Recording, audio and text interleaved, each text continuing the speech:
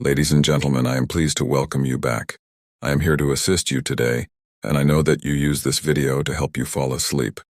So before we begin, please consider giving us a like, and I would truly appreciate it. Also, where are you from and what time are you watching? Now sit back, relax, and enjoy the story. The scratching sound came from directly above my bed. At first I thought it was just the house settling or maybe a squirrel on the roof.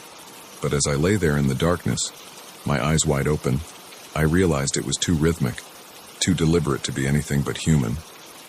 I'd been hearing strange noises in my attic for weeks now, little thuds and creaks that I'd dismissed as the usual sounds an old house makes. But tonight was different. Tonight, the sounds were unmistakable.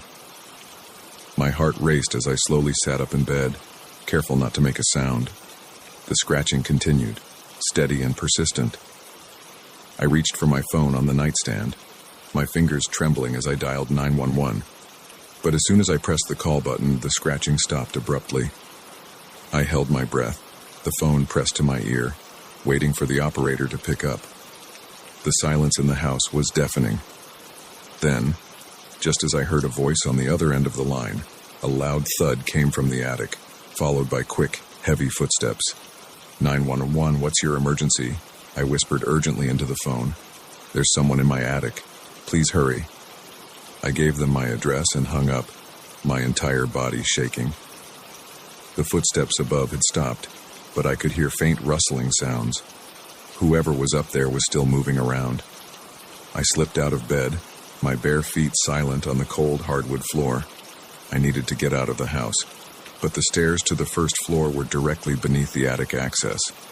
If I tried to leave, I'd be right in the intruder's path. Instead, I crept to my closet and grabbed the baseball bat I kept there for protection. My palms were sweaty as I gripped it tightly, my eyes fixed on the ceiling. The minutes ticked by agonizingly slowly. Where were the police?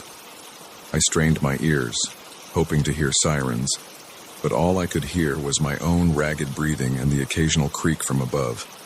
Then, a new sound made my blood run cold. It was coming from the hallway outside my bedroom, the soft scraping of the attic access panel being moved. My throat tightened as I realized the intruder was coming down.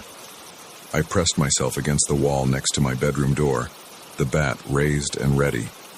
My heart was pounding so hard I was sure it would give me away. The hallway floorboards creaked under the weight of slow, careful footsteps. They paused just outside my door. I held my breath, every muscle in my body tense. The doorknob turned slowly, and the door began to open.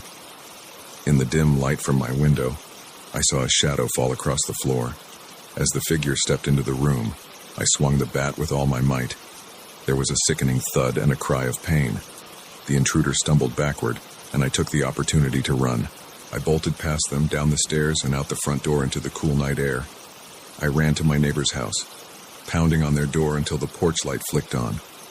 As they opened the door, I finally heard the blessed sound of police sirens in the distance. The next hour was a blur of police statements and questions. They searched my house thoroughly, but found no sign of the intruder. They assured me that they would increase patrols in the area and suggested I stay with a friend for a few days, but I couldn't shake the feeling that they had missed something.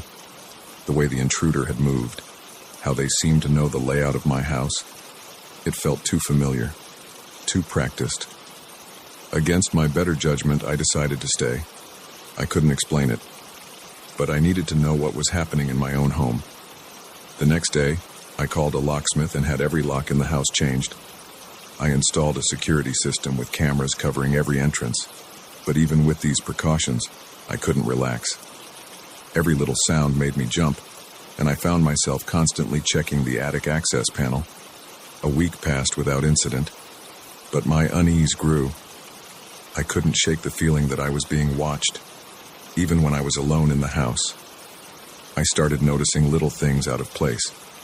A book moved on the shelf. A cup in the sink I didn't remember using. I knew I was probably being paranoid, but I couldn't help myself. I started spending hours examining every inch of my house, looking for any sign of how the intruder had gotten in. It was during one of these searches that I found it. I was in the spare bedroom, running my hands along the baseboards, when I felt a slight give in the wall. My heart raced as I pressed harder, and suddenly a small section of the wall swung inward. Behind it was a narrow passage, dark and musty. I shone my flashlight inside, revealing a crude ladder leading up to the attic. My hands shook as I realized the truth. There had been a hidden entrance to my attic this whole time. I should have called the police right then, but curiosity and a need for answers overrode my common sense. I took a deep breath and started climbing. The attic was bigger than I had imagined, stretching the entire length of the house. My flashlight beam cut through the darkness, revealing piles of boxes and old furniture. But as I moved deeper into the space, I saw something that made my stomach churn. In the far corner, hidden behind a stack of old trunks, was a makeshift living area. There was a sleeping bag on the floor, surrounded by empty food wrappers and water bottles. A small battery-powered lamp sat on an overturned crate, next to a pile of books. But what really caught my eye was the wall behind this little camp. It was covered in photographs, dozens of them. As I stepped closer, my breath caught in my throat. They were all of me. There I was, walking to my car, working in the garden, sitting in my living room. Some were clearly taken from outside the house, but others could only have been taken from inside. The realization hit me like a punch to the gut. Someone had been living in my attic, watching me for months. I stumbled backward, my mind reeling. I had to get out, had to call the police. But as I turned to leave, my flashlight beam fell on something that made me freeze. It was a small door, built into the knee wall of the attic. It was slightly ajar, and beyond it, I could see a faint light. Every instinct screamed at me to run, but I found myself moving towards the door instead. I had to know. I had to see. I pushed the door open slowly, wincing at the creak of its hinges. The space beyond was small, no bigger than a closet, but what it contained made my blood run cold. The walls were covered in writing, scrawled messages and rambling paragraphs that made no sense. In the center of the room was a small table, and on it sat a laptop, its screen glowing softly. I stepped closer, my eyes drawn to the open document on the screen. As I read the words there, I felt the world tilt around me. Day 156. She almost caught me today. I was careless, made too much noise. But it's okay. She's not ready yet. Soon, though. Soon she'll understand why I'm here. Why I've been watching her. She's the one. The only one who can help me. Help us. She just doesn't know it yet. The words blurred as tears filled my eyes. This person, this stranger, had been living in my house, watching my every move, for over 5 months, and they thought I was some kind of chosen one, to help them with what? I heard a noise behind me and spun around, my heart in my throat. There, blocking the entrance to the small room, stood a figure. In the dim light, I could make out wild, unkempt hair and eyes that gleamed with an unsettling intensity. "You weren't supposed to find this yet," the stranger said, their voice hoarse. "But maybe it's time. Maybe you're finally ready to learn the truth." I backed away, my back pressing against the table. "Who are you? What do you want from me?" The stranger stepped forward, and I caught a whiff of unwashed body and stale food. "I'm here to save you, to save all of us. You're the key, don't you see? Your research, your work. It's the answer we've been looking for." My mind raced. My research? I was a data analyst for a small tech company. How could that be the answer to anything? "You're confused. You're scared. I understand," the stranger continued, taking another step closer. "But soon, you'll see. Soon, you'll understand why I had to do this. Why I had to watch you, learn everything about you." I glanced around desperately, looking for a way out, but the stranger blocked the only exit. I was trapped. "Please," I said, trying to keep my voice steady. "I don't understand. Just tell me what you want." The stranger's face softened, an unsettling smile spreading across their features. What I want you to fulfill your destiny. I want you to use your skills to decode the message that will save us all. As they spoke, I noticed a small remote control on the table next to the laptop. Without thinking, I grabbed it and pointed it at the stranger. "Stay back!" I yelled, hoping to startle them. To my surprise, the stranger's eyes widened in fear. "No!" they screamed. "Don't press that! You'll ruin everything!" In my confusion, my finger slipped, pressing one of the buttons. Suddenly, a high-pitched wail filled the air. It was my new security system's alarm. The stranger howled in frustration and lunged at me, but I ducked under their arm and ran. I scrambled through the attic, down the hidden passage, and out into the hallway. I could hear the stranger crashing behind me, but I didn't look back. I ran out of the house and into the street, the alarm still blaring behind me. As police sirens approached in the distance, I stood there, shaking and gasping for breath. My quiet life had been shattered, my sense of safety destroyed, and I was left with a chilling realization. Sometimes, the monsters aren't hiding under the bed or in the closet. Sometimes they're right above us, watching and waiting.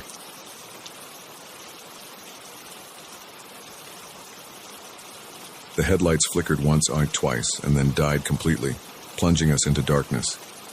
The engine sputtered its last gasp, and our car rolled to a stop on the narrow, winding road. I turned the key in the ignition, but all I got was a sad clicking sound. We were stranded. "This can't be happening," Sarah muttered beside me, her voice tight with frustration. I could barely make out her silhouette in the dim moonlight filtering through the trees. I pulled out my phone, already knowing what I'd see. No signal. We were miles from the nearest town, surrounded by dense forest. The GPS had gone haywire about an hour ago, leading us down this lonely stretch of road that wasn't even on our map. "What do we do now, Jack?" Sarah asked, a hint of panic creeping into her voice. I squinted through the windshield, trying to pierce the darkness. That's when I saw it. A faint glow in the distance, off to our right. "Look," I said, pointing. "There's a light. Must be a house or something. Maybe they have a phone we can use." Sarah hesitated. "I don't know. Walking up to a stranger's house in the middle of nowhere. It seems risky." I understood her concern, but we didn't have many options. It's either that, or spend the night in the car and hope someone drives by tomorrow, which, judging by how deserted this road is, might not happen. She sighed, relenting. "Okay, but let's be careful." We grabbed our flashlights from the glove compartment and stepped out of the car. The night air was cool and damp, heavy with the scent of pine and wet earth. Our footsteps crunched on the gravel as we made our way towards the light. As we got closer, I could make out the shape of a large farmhouse. It was old, with peeling paint and a sagging porch, but warm light spilled from the windows, promising shelter and help. We approached the front door, and I raised my hand to knock. Before I could, the door swung open, revealing a tall, thin man with graying hair and deep-set eyes. "Well, hello there," he said, his voice gravelly, but not unkind. "What brings you folks out here so late?" I explained our situation, and the man's face broke into a sympathetic smile. "Car trouble, eh? That's a tough break. Name's Earl. Why don't you two come on in and we'll see about getting you some help." Sarah squeezed my hand, a silent reminder to be cautious. But Earl's friendly demeanor and the warmth emanating from the house were too inviting to resist. We stepped inside, and I was immediately struck by how cluttered the place was.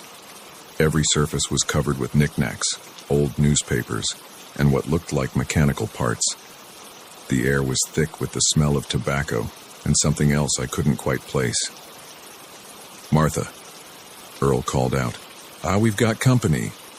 A short, plump woman with frizzy gray hair appeared from what I assumed was the kitchen. She wiped her hands on her apron and gave us a wide smile that didn't quite reach her eyes. "Oh my, visitors at this hour. How exciting," she exclaimed, her voice high and reedy. "You poor dears must be exhausted." Why don't you have a seat in the living room while I fix you some tea? Before we could protest, Martha ushered us into a cramped room dominated by a large, threadbare sofa. The walls were covered in old photographs, their subjects staring at us with blank eyes. Earl settled into a worn armchair across from us. "So, where are you folks headed?" I told him about our trip to visit Sarah's parents, careful not to give too many details. As I spoke, I noticed Earl's eyes darting between us, as if sizing us up. Martha bustled in with a tray of tea and cookies. As she set it down, I caught a whiff of that strange smell again. It reminded me of chemicals, like something you'd find in a garage. "Now then," Earl said, leaning forward. "About your car. I'm pretty handy with engines. Why don't I take a look at it in the morning? It's too dark now, and these roads can be dangerous at night." Sarah and I exchanged glances. The thought of spending the night here made me uneasy, but the alternative, walking back to our car in the dark, seemed even less appealing. "That's very kind of you," Sarah said cautiously, "but we wouldn't want to impose. If we could just use your phone to call for a tow truck." "Oh, I'm afraid our phone line's been down for days," Martha chimed in, her smile never wavering. "Terrible service out here, you know. But don't you worry, we have plenty of room. You can stay in the guest bedroom upstairs." As she spoke, I noticed a dark stain on her apron. It looked fresh, and in the dim light, it appeared almost red. Earl must have noticed me staring because he quickly stood up, blocking my view of Martha. "Well, it's settled then. You'll stay the night, and we'll sort out your car in the morning. Now, how about some dinner? Martha makes a mean stew." The mention of food made my stomach growl, reminding me that we hadn't eaten since lunch. Despite my unease, I found myself nodding. As we followed them to the dining room, I whispered to Sarah, "Something feels off about this place." She nodded slightly. "I know. But what choice do we have? Let's just get through the night and leave first thing in the morning." The dining room was as cluttered as the rest of the house. The table was set with mismatched plates and tarnished silverware. Martha ladled out bowls of thick, dark stew that smelled surprisingly good. As we ate, Earl regaled us with stories about the farm and the surrounding area. He seemed to know every inch of the forest, describing hidden caves and forgotten trails with vivid detail. "You know," he said, his eyes glinting in the candlelight, "people have been known to disappear in these woods. Hikers, campers, even the occasional lost traveler." I felt Sarah stiffen beside me. Earl's tone was casual, almost cheerful, but there was an undercurrent of something, a warning, a threat. Martha tittered nervously. "Oh, Earl, don't scare our guests with those old stories. I'm sure they're tired and would like to get some rest." As if on cue, I felt a wave of drowsiness wash over me. My limbs felt heavy, and I had to fight to keep my eyes open. I glanced at Sarah and saw that she was struggling too, her head nodding forward slightly. Alarm bells started ringing in my head, but they seemed far away, muffled. I tried to stand, but my legs wouldn't cooperate. I think we should go to bed," I managed to slur out. Earl's smile widened, showing too many teeth. Of course. Martha, why don't you show our guests to their room?" The trip up the stairs was a blur. I vaguely remember Martha's constant chatter as she led us to a small, musty bedroom with a single bed. As soon as she left, Sarah and I collapsed onto the mattress, too groggy to do anything but succumb to the encroaching darkness. I don't know how long I slept, but I woke with a start, my head pounding. The room was pitch black, and for a moment, I couldn't remember where I was. Then it all came rushing back. The car, the farmhouse, Earl and Martha. I fumbled for my phone, using its dim light to check the time. 3:17 a.m. Sarah was still asleep beside me, her breathing deep and even. That's when I heard it. Voices, muffled but audible, coming from somewhere below us. I strained to listen, catching snippets of conversation. Perfect condition. Fetch a good price. Have to move quickly. My blood ran cold as the implications of what I was hearing sank in. We needed to get out of here, now. I shook Sarah awake, clamping a hand over her mouth to stifle her startled cry. We have to go, I whispered urgently. Something's very wrong here. She nodded, her eyes wide with fear. We crept to the door, wincing at every creak of the old floorboards. The hallway was dark and silent, but I could still hear the murmur of voices from downstairs. We made our way down the stairs, pausing at every sound. As we reached the bottom, I saw light spilling from beneath a closed door. The basement, I realized. We were almost to the front door when a floorboard let out a loud groan under my foot. The voices in the basement suddenly stopped. Did you hear that? Earl's voice, no longer friendly but sharp with suspicion. Sarah and I didn't wait. We bolted for the door, fumbling with the lock. Behind us, I heard the basement door open, followed by rapid footsteps. We burst out into the cool night air, running blindly down the overgrown driveway. I could hear Earl shouting behind us, his words lost in the pounding of my heart. We ran until our lungs burned, not daring to look back. When we finally stopped, gasping for air, we found ourselves back on the road where we'd left our car. To our amazement, the car started on the first try. As we sped away, leaving the farmhouse and its sinister occupants far behind, I couldn't shake the feeling that we'd narrowly escaped a fate worse than a broken-down car on a lonely road. We drove in silence for a long time, both of us processing what had happened. It wasn't until we saw the lights of the next town that Sarah finally spoke. "Jack," she said, her voice shaky. "What do you think they were going to do to us?" I shook my head, not wanting to voice the terrible possibilities that had been running through my mind. "I don't know, and I don't want to know. Let's just be grateful we got out of there." As we pulled into a well-lit gas station, surrounded by the comforting signs of civilization, I made a silent vow. No matter how long the detour, no matter how inconvenient, we would never again seek help from strangers on a dark, lonely road.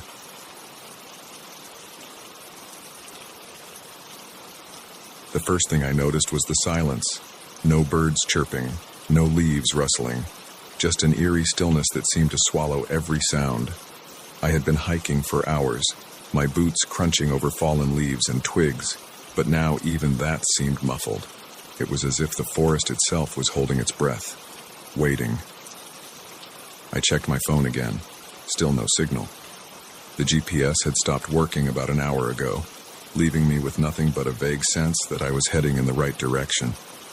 The sun was sinking lower in the sky, painting the trees with long shadows that seemed to reach for me like grasping fingers. I should have turned back when I realized I was lost. Should have retraced my steps and found my way to the marked trail. But something kept pulling me forward, a mixture of stubbornness and curiosity that I would soon regret. As the light faded, I spotted a flicker of brightness through the trees. Hope surged through me. Maybe it was a ranger station or a campsite. I quickened my pace, pushing through the underbrush towards the light. What I found instead made me stop in my tracks. Nestled in a clearing was a collection of ramshackle buildings, their windows glowing with warm, inviting light. Smoke curled from crooked chimneys, and I could hear the faint murmur of voices carried on the evening breeze. Relief washed over me. I had found people, civilization of a sort. They could help me get back to my car, or at least point me in the right direction. I stepped into the clearing, waving to catch someone's attention. The reaction was immediate and unsettling. The voices cut off abruptly, and I saw curtains twitch in windows as faces peered out at me. A door creaked open, and a man stepped out onto a porch, his weathered face set in a wary frown. "Evening," I called out, trying to keep my voice friendly and non-threatening. "I'm sorry to intrude, but I've gotten a bit turned around on the trails. I was hoping you could point me back to the main road." The man didn't respond immediately. His eyes, dark and deep-set, scanned me from head to toe. When he finally spoke, his voice was rough, as if unused to conversation. "Ain't no roads around here, stranger. This is Piney Grove. We don't get many visitors." I felt a chill that had nothing to do with the cooling evening air. Something about the way he said visitors made it sound like a dirty word. "I'm sorry. I didn't mean to trespass," I said, fighting to keep my voice steady. "If you could just give me directions to the nearest town, I'll be on my way." The man's frown deepened. "Nearest town's a fair ways off. Getting dark soon. Ain't safe in these woods at night." As if on cue, I heard a distant howl that made the hair on the back of my neck stand up. It didn't sound like any wolf or coyote I'd ever heard. The man seemed to come to a decision. "Reckon you better come inside. We'll sort you out in the morning." Part of me wanted to refuse, to turn and run back into the forest, but the rational part of my brain knew that would be suicide. I was lost. It was getting dark, and who knew what kind of animals were out there? Reluctantly, I nodded and followed him towards one of the larger buildings. As we walked, I noticed more people emerging from the other houses. They watched me with a mixture of curiosity and suspicion, their faces gaunt and pale in the fading light. Children peered around their parents' legs, their eyes wide and unblinking. The inside of the building was dimly lit by oil lamps, casting flickering shadows on walls covered in faded floral wallpaper. The furniture looked ancient, as if it had been passed down through generations. The air was thick with the smell of wood smoke and something else. Something earthy and slightly sweet that I couldn't quite place. "Name's Ezekiel," the man said, gesturing for me to sit at a worn wooden table. "This here's my wife, Martha." A thin woman with long gray hair nodded at me from near the fireplace. Her eyes never left me as she stirred something in a large pot hanging over the flames. "I'm Lisa," I said, forcing a smile. "Thank you for your hospitality." Ezekiel grunted in response. "You'll stay here tonight. In the morning, we'll see about getting you back where you came from." I wanted to protest, to insist on leaving right away, but I knew it would be pointless. I was at their mercy, at least for now. Martha ladled some stew into a chipped bowl and set it in front of me. The smell made my stomach growl, reminding me that I hadn't eaten since that morning. I took a cautious bite, surprised by the rich, gamey flavor. "What kind of meat is this?" I asked, more to break the uncomfortable silence than out of real curiosity. "Best not to ask questions you don't want answers to," Ezekiel replied, his tone making it clear that the subject was closed. As I ate, I couldn't shake the feeling that something was very wrong here. The way Ezekiel and Martha watched me, the strange silence from outside, the odd smell that seemed to permeate everything, it all added up to a sense of wrongness that made my skin crawl. After dinner, Martha showed me to a small room upstairs. The bed was lumpy, and the blankets smelled musty, but I was too exhausted to care. I lay down, fully clothed, and tried to sleep. I must have dozed off because I woke with a start, disoriented in the unfamiliar darkness. For a moment, I couldn't remember where I was. Then it all came flooding back. The hike, getting lost, finding Piney Grove. A noise from outside caught my attention. Voices, low and urgent, drifted up from below. I crept to the window, careful not to make any noise, and peered out. In the moonlight, I could see a group of people gathered in the center of the clearing. They were dressed in long robes, their faces hidden by hoods. In the center of the circle stood Ezekiel, his arms raised as he spoke in a language I didn't recognize. My heart pounded in my chest as I watched the strange ritual unfold. What kind of place had I stumbled into? Suddenly, one of the robed figures looked up, straight at my window. I ducked down, praying they hadn't seen me. I waited, barely breathing, for what felt like hours. When I finally dared to look again, the clearing was empty. Sleep was impossible after that. I lay in bed, every creak of the old house making me jump. As soon as the first light of dawn crept through the window, I made my decision. I had to get out of here. I eased the door open, wincing at every squeak of the hinges. The house was silent as I crept down the stairs, my heart in my throat. I had just reached the front door when a voice behind me made me freeze. Leavin'? So soon? I turned slowly to see Ezekiel standing at the foot of the stairs, his eyes glittering in the dim light. I thought I'd get an early start, I stammered, reaching for the door handle. Ezekiel took a step towards me. Ain't polite to leave without saying goodbye, especially when you've seen things you shouldn't. My blood ran cold. I didn't see anything. I lied, my voice shaking. Please, I just want to go home. He shook his head slowly. I'm afraid that ain't possible. You see, Piney Grove has ways of dealing with outsiders who learn our secrets. I didn't wait to hear more. I yanked the door open and ran, my feet pounding on the dirt as I sprinted towards the trees. Behind me, I could hear shouts and the sound of pursuit. I ran blindly through the forest, branches whipping at my face, roots threatening to trip me with every step. The strange, howling cry I had heard the night before echoed through the trees, closer now, and filled with a hungry eagerness that sent chills down my spine. I don't know how long I ran. My lungs burned, and my legs felt like lead, but terror kept me moving. The sounds of pursuit faded, but I didn't slow down. I couldn't shake the feeling that something was still after me, something that didn't need to run to catch its prey. Just when I thought I couldn't go on, I burst out of the trees onto a paved road. A car was approaching, and I waved my arms frantically, not caring how crazy I must look. The car screeched to a halt, and an elderly couple peered out at me in concern. "Are you all right, dear?" the woman asked, taking in my wild appearance. I glanced back at the forest. There was no sign of pursuit, but I could feel eyes watching me from the shadows between the trees. "Please," I gasped, "I need to get out of here. Can you give me a ride to the nearest town?"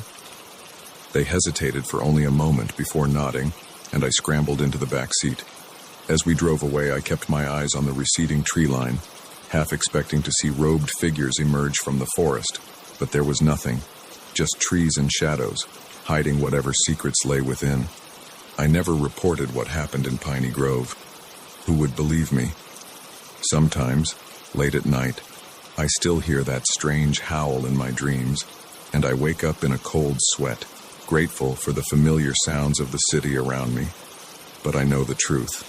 Out there, deep in the forest where no roads lead, Piney Grove is waiting, and I pray that no other lost hiker ever stumbles upon its secrets.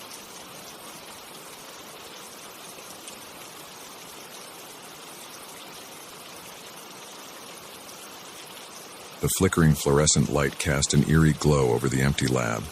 At 2 a.m., I should have been the only one there. But when I heard footsteps echoing down the hallway, I knew my quiet night of research was about to take an unsettling turn. I'd been burning the midnight oil for weeks, poring over data and running simulations for my thesis. The lab had become a second home, its familiar hum of equipment and faint chemical smell oddly comforting. Tonight, though, that comfort vanished the moment I realized I wasn't alone. The footsteps grew louder, more deliberate. I held my breath, eyes fixed on the door. It swung open, revealing a figure I recognized but didn't expect. Dr. Reeves, my thesis advisor's colleague. "Ah, Sarah," he said, his voice unnaturally cheerful for the late hour. "I thought I might find you here." I forced a smile, trying to hide my unease. "Dr. Reeves, I didn't expect anyone else to be working so late." He stepped into the lab, closing the door behind him.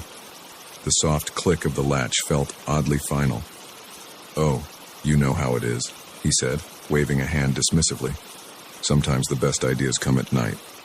I nodded, turning back to my computer screen in the hope he'd take the hint and leave. But instead, I felt him move closer, peering over my shoulder at the data sprawled across my monitor. "Well, fascinating work you're doing here," he murmured, his breath uncomfortably warm on my neck. "Remind me again, what's the focus of your research?" I shifted in my chair, putting some distance between us. "It's a new approach to data encryption," I explained, keeping my voice neutral, using quantum entanglement to create unbreakable codes. His eyes lit up with an intensity that made my skin crawl. "Unbreakable codes, you say? Now that's interesting. Very interesting indeed. Something in his tone set off alarm bells in my head. Dr. Reeves had always been polite but distant in our previous interactions. This sudden interest felt wrong, almost predatory. It's still early stages, I said, minimizing the window on my screen. Lots of work to do before it's anywhere near practical application. He chuckled, a low sound that raised the hair on the back of my neck. Oh, I'm sure, but even early-stage research can be, valuable. To the right people, of course. My heart began to race. Was he implying what I thought he was? I stood up, needing to put more space between us. Well, it's getting late. I should probably head home. Dr. Reeves didn't move. His eyes, usually hidden behind thick glasses, seemed to bore into me. Before you go, I'd love to take a closer look at your data. Maybe I could offer some insights. I hesitated, my instincts screaming at me to get out. But he was a respected professor, a colleague of my advisor. Refusing outright could have consequences for my academic career. I appreciate the offer, I said carefully, but I don't think that would be appropriate. You know how it is with research integrity and all that. His friendly demeanor slipped for a moment, revealing something harder underneath. Come now, Sarah. We're all colleagues here. Sharing knowledge is what academia is all about, isn't it? I took a step back, bumping into the lab bench behind me. Of course, but this is my thesis work. I'm not comfortable sharing the raw data until it's been properly vetted and published. Dr. Reeves' smile didn't reach his eyes. I understand. But you know, a young researcher like yourself could benefit from additional support, both academic and financial. The implication hung in the air between us. My mouth went dry as I realized the full extent of what was happening. Dr. Reeves wasn't just being nosy or overstepping boundaries. He was trying to steal my research. I'm doing fine, thank you, I said, my voice steadier than I felt. Now, if you'll excuse me, I really need to go. I moved to grab my bag, but he stepped in front of me, blocking my path to the door. I don't think you understand the opportunity I'm offering you, Sarah. Your work could be revolutionary, but without the right connections, it might never see the light of day. I have those connections. I can make sure your research gets the attention it deserves. My mind raced, trying to find a way out of this situation. I glanced at the emergency exit, but it would trigger an alarm if opened. My phone was in my bag, on the other side of Dr. Reeves. I appreciate your interest, I said, fighting to keep my voice calm, but I'm not interested in any outside help. My advisor and I have everything under control. His expression hardened. Your advisor doesn't understand the potential of what you're working on, but there are people who do. People who would pay handsomely for a peek at your research.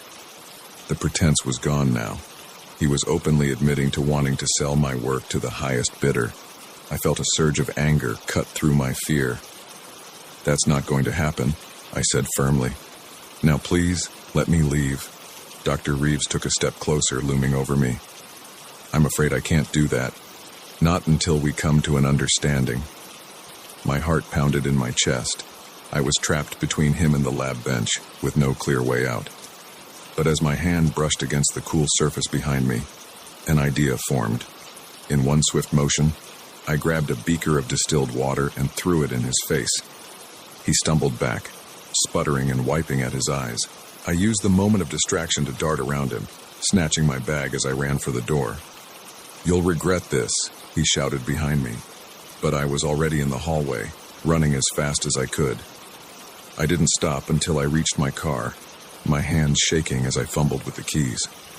As I drove away, I could see Dr. Reeves emerge from the building in my rearview mirror, his face contorted with anger. The next few days were a blur of fear and paranoia. I stayed away from the lab, working from home and jumping at every unexpected sound. I knew I had to do something. But the thought of confronting Dr. Reeves or reporting him filled me with dread. What if no one believed me? What if it ruined my academic career? But as the initial shock wore off, anger began to replace fear.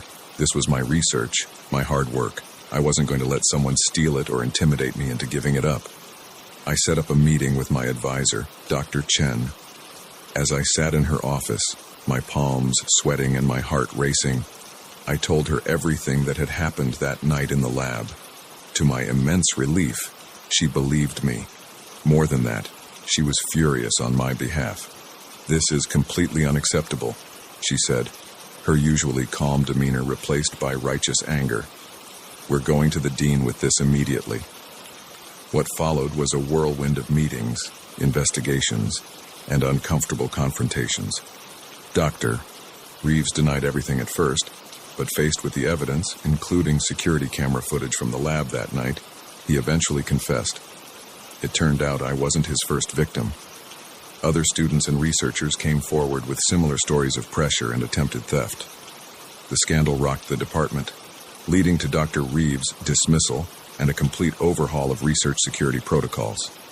As for me, I threw myself back into my work with renewed determination. The experience had shaken me, but it had also shown me the value of what I was doing. If people were willing to go to such lengths to steal it, then it must be worth protecting and pursuing. Months later, as I stood at the podium presenting my completed thesis, I felt a sense of triumph that went beyond academic achievement. I had faced a threat to my work and my integrity, and I had come out stronger for it. The applause that followed my presentation was sweet, but the real victory was in knowing that the research was mine, earned through hard work and perseverance in the face of adversity. As I left the auditorium, Dr. Chen caught up with me, a proud smile on her face. "Brilliant work, Sarah," she said. "You know, we've received some interesting inquiries about potential applications for your encryption method, completely above board, of course."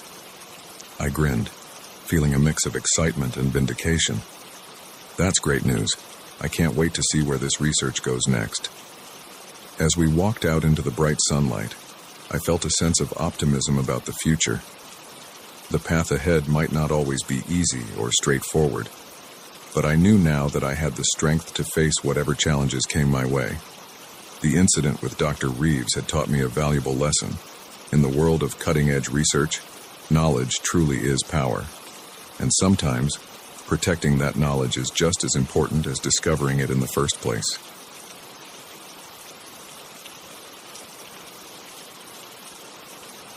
The rain was coming down in sheets, turning the highway into a blurry mess of headlights and reflections. I squinted through the windshield, my wipers working overtime but barely making a dent in the downpour. That's when I saw him, a lone figure on the side of the road, thumb out, looking as drenched and miserable as a stray cat caught in a storm. I don't usually pick up hitchhikers. It's not the safest thing to do these days, but something about the way he stood there, shoulders hunched against the rain, made me slow down. Before I could talk myself out of it, I was pulling over to the shoulder, the car's tires splashing through puddles. The man jogged over, his face hidden beneath the hood of a dark jacket. As he opened the passenger door, letting in a gust of wind and rain, I caught a glimpse of a scruffy beard and grateful eyes. "Thanks," he said, his voice gruff but not unfriendly. "Didn't think anyone would stop in this weather." I nodded, trying to shake off the nagging feeling that I might be making a mistake. "Where are you headed?" "Just down the road a ways," he replied vaguely, settling into the seat. "Wherever you're going is fine." As I pulled back onto the highway, I snuck a glance at my new passenger. He was older than I'd first thought, maybe in his 50s, with deep lines etched into his weathered face. His clothes were worn but clean, and he didn't give off the unsettling vibe I'd expect from someone dangerous. We drove in silence for a few minutes, the only sound the steady drumming of rain on the roof and the swish of the wipers. I was just starting to relax when he spoke again. "So, Mark, how long have you lived in Cedar Grove?" I felt my body tense, my hands gripping the steering wheel a little tighter. I hadn't told him my name, and I certainly hadn't mentioned where I lived. "How did you know that?" I asked, trying to keep my voice steady. He chuckled, a low sound that sent a chill down my spine. "Oh, I know a lot of things about you, Mark. I know you work at the bank on Main Street. I know you have a golden retriever named Max. And I know your wife, Sarah, is probably wondering why you're running late tonight. My mind raced. How could he possibly know all this? I'd never seen this man before in my life. Cedar Grove was a small town, sure, but not so small that everyone knew everyone else's business. "Who are you?" I demanded, my voice shaking despite my best efforts to stay calm. He turned to face me, and in the dim light from the dashboard, his eyes seemed to gleam with an unnatural intensity. "Just a traveler, passing through.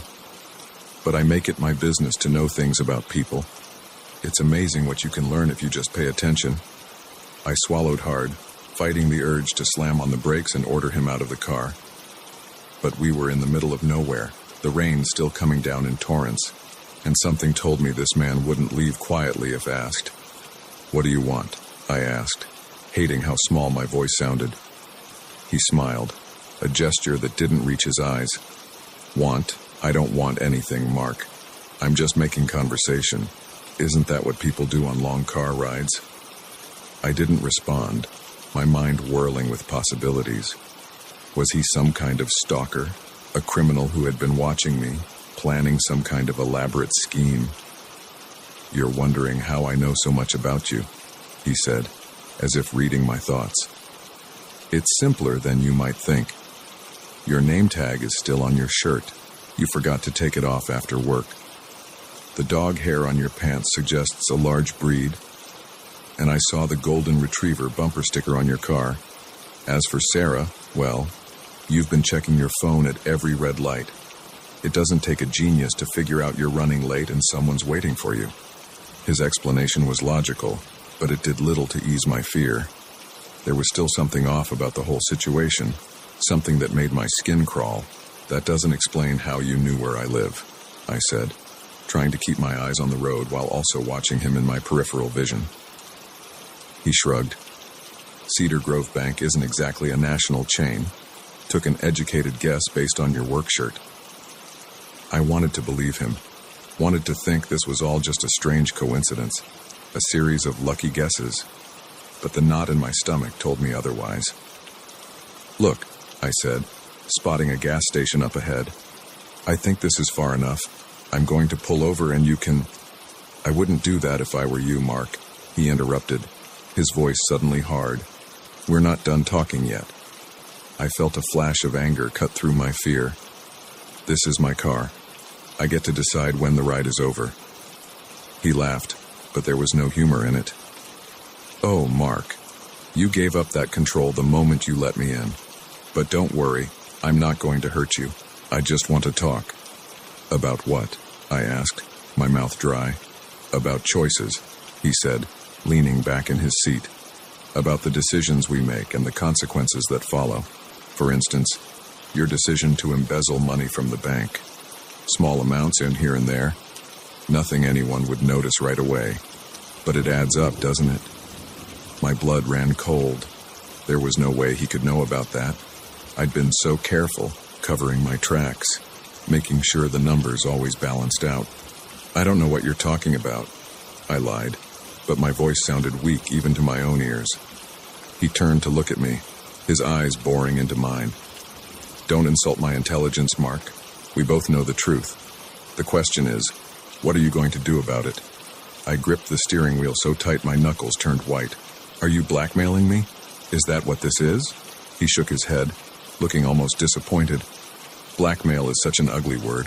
I prefer to think of this as an opportunity, a chance for you to make things right before it's too late." "What do you mean?" I asked, even though part of me didn't want to know the answer. "The bank is conducting an audit next week," he said casually, as if discussing the weather. "They're going to find the discrepancies, and when they do, your comfortable life in Cedar Grove will come crashing down. Unless—" He let the word hang in the air between us. I knew I shouldn't ask, shouldn't engage with this stranger who seemed to know far too much about my life and my mistakes. But I couldn't help myself. "Unless what?" "Unless you turn yourself in," he said simply. "Go to your boss first thing tomorrow morning. Confess everything. Pay back what you took. It won't be easy, but it'll be a lot better than waiting for them to discover it on their own. I laughed bitterly. And why would I do that, eh? Why should I believe anything you say? He sighed, reaching into his jacket pocket. I tensed, half expecting him to pull out a weapon. Instead, he produced a small, leather-bound notebook. "Because I have proof," he said, flipping it open. "Dates, amounts, account numbers, everything they'll need to convict you. I'm giving you a chance to get ahead of this, Mark, a chance you don't deserve, but one I'm offering nonetheless." My mind reeled. How had he gotten this information? Who was he really? But even as these questions swirled in my head, I knew he was right. The audit would expose everything, and if I didn't act first, I'd lose far more than just my job. "Why are you doing this?" I asked, my voice barely above a whisper. "Why do you care what happens to me?" He was quiet for a long moment, staring out at the rain-slicked road ahead. When he spoke, his voice was softer, almost sad. "Let's just say I've been where you are, Mark. Made the same mistakes. Thought I could outsmart the system. I learned the hard way that there's always a reckoning. I'm trying to save you from that pain." We drove in silence for several minutes, the weight of his words settling over me like a heavy blanket. As we approached the outskirts of Cedar Grove, I knew I had a decision to make. "There's a diner up ahead," I said finally. "I'll drop you off there." He nodded, seemingly satisfied. As I pulled into the diner's parking lot, he gathered his things, preparing to step back out into the rain. "Remember, Mark," he said, his hand on the door handle. "First thing tomorrow morning. It's your only chance." Before I could respond, he was gone, disappearing into the stormy night as quickly as he had appeared. I sat there for a long time, the engine idling, rain pattering on the roof. Finally, I pulled out my phone and dialed Sarah's number. "Hey," I said when she answered, my voice thick with emotion. "I'm on my way home. But I need to talk to you about something important when I get there." As I hung up and put the car in drive, I felt a strange mix of dread and relief. The road ahead wouldn't be easy, but for the first time in months, I felt like I was heading in the right direction. The mysterious hitchhiker had given me a second chance. Now it was up to me to make the most of it.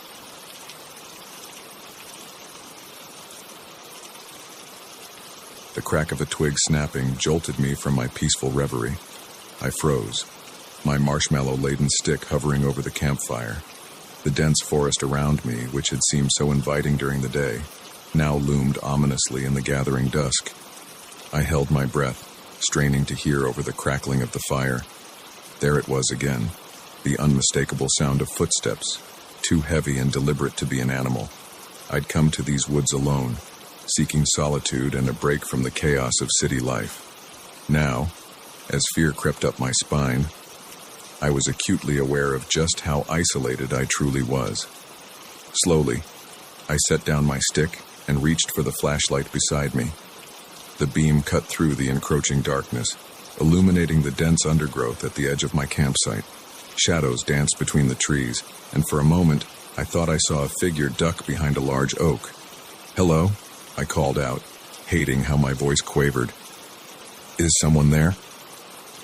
Silence answered me, broken only by the gentle rustle of leaves in the evening breeze. I stood up, my legs shaky beneath me. Maybe I was imagining things. Maybe the solitude was getting to me, making me jumpy. But then I saw it. A flash of movement just beyond the circle of my flashlight's beam. My heart leapt into my throat as I caught a glimpse of a dark shape moving through the trees, keeping to the shadows. Fight or flight instinct kicked in, and I chose flight. I doused the fire as quickly as I could, plunging the campsite into darkness. Fumbling in the dim light of my flashlight, I grabbed my backpack and started shoving in whatever I could reach. My water bottle, a bag of trail mix, my map. The sound of footsteps grew closer, no longer trying to be stealthy. Whoever was out there knew I had spotted them. They were coming. I abandoned the rest of my gear and took off into the woods. my flashlight bobbing wildly as I ran. Branches whipped at my face and roots seemed to reach up to trip me, but fear propelled me forward, deeper into the unfamiliar forest. After what felt like hours but was probably only minutes, I stopped, gasping for breath. I leaned against a tree, trying to orient myself. In my panic, I had run blindly, with no thought to direction or landmarks. The realization hit me like a punch to the gut. I was lost. I fumbled in my backpack for my map and compass, but in the chaos of my hasty departure, I must have left them behind. My phone was useless out here with no signal and a rapidly draining battery. A twig snapped nearby, and I stifled a scream. They were still following me. How? How could they track me so easily in this darkness? I took off again, no longer caring about the noise I made. My pursuer seemed to know exactly where I was anyway. My lungs burned, and my legs ached, but terror kept me moving. Suddenly, the ground disappeared from beneath my feet. I tumbled down a steep embankment, leaves and twigs scratching my skin as I rolled. I came to a stop at the bottom, the wind knocked out of me. For a moment, I lay there, dazed and struggling to breathe. Then I heard it, the sound of someone carefully making their way down the slope after me. Panic gave me strength. I staggered to my feet, ignoring the pain in my ankle, and limped forward. I found myself in a small clearing, the trees opening up to reveal a sky full of stars. In any other circumstance, it would have been beautiful. My flashlight flickered, the beam growing weaker. I shook it desperately, but it was no use. The light died, leaving me in near total darkness. A branch cracked at the edge of the clearing. I spun around, my eyes straining to see in the dim starlight. A figure stood there, just a silhouette against the darker backdrop of the forest. "What do you want?" I shouted, my voice raw with fear and exhaustion. The figure took a step forward. "I want you to listen," a deep voice replied. I backed away, my hands held out in front of me. "Stay back, I have a weapon." It was a pathetic bluff, but it was all I had. The man, for I could now see it was a man, stopped. "No, you don't," he said, his tone almost gentle. "You left everything behind at your campsite, including this." He held up something that glinted in the starlight. My hunting knife. My stomach dropped. He had been to my campsite, had gone through my things. How long had he been watching me? "Who are you?" I asked, trying to keep my voice steady. "Why are you doing this?" He took another step forward, and I could make out more details now. He was tall and broad-shouldered, dressed in dark clothing that blended with the night. His face was obscured by a beard and the shadow of a cap. "My name isn't important," he said. "What's important is why you're here, Alice." I felt as if the ground had dropped out from under me again. He knew my name. How could he possibly know my name? "How do you know who you are?" he finished for me. "I know a lot about you, Alice. I know you're running from something, or someone." My mind raced. Was he a private investigator? Had David hired someone to find me? As if reading my thoughts, the man shook his head. "I'm not working for your ex-husband, if that's what you're thinking. I'm here to help you." "Help me?" I laughed, the sound bordering on hysterical. "By chasing me through the woods in the middle of the night."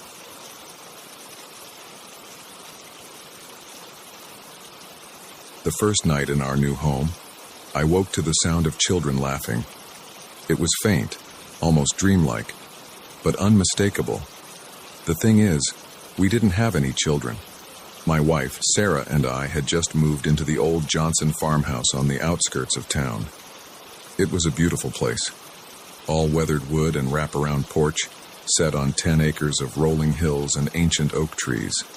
We'd gotten it for a steal, the real estate agent practically giddy as she handed over the keys.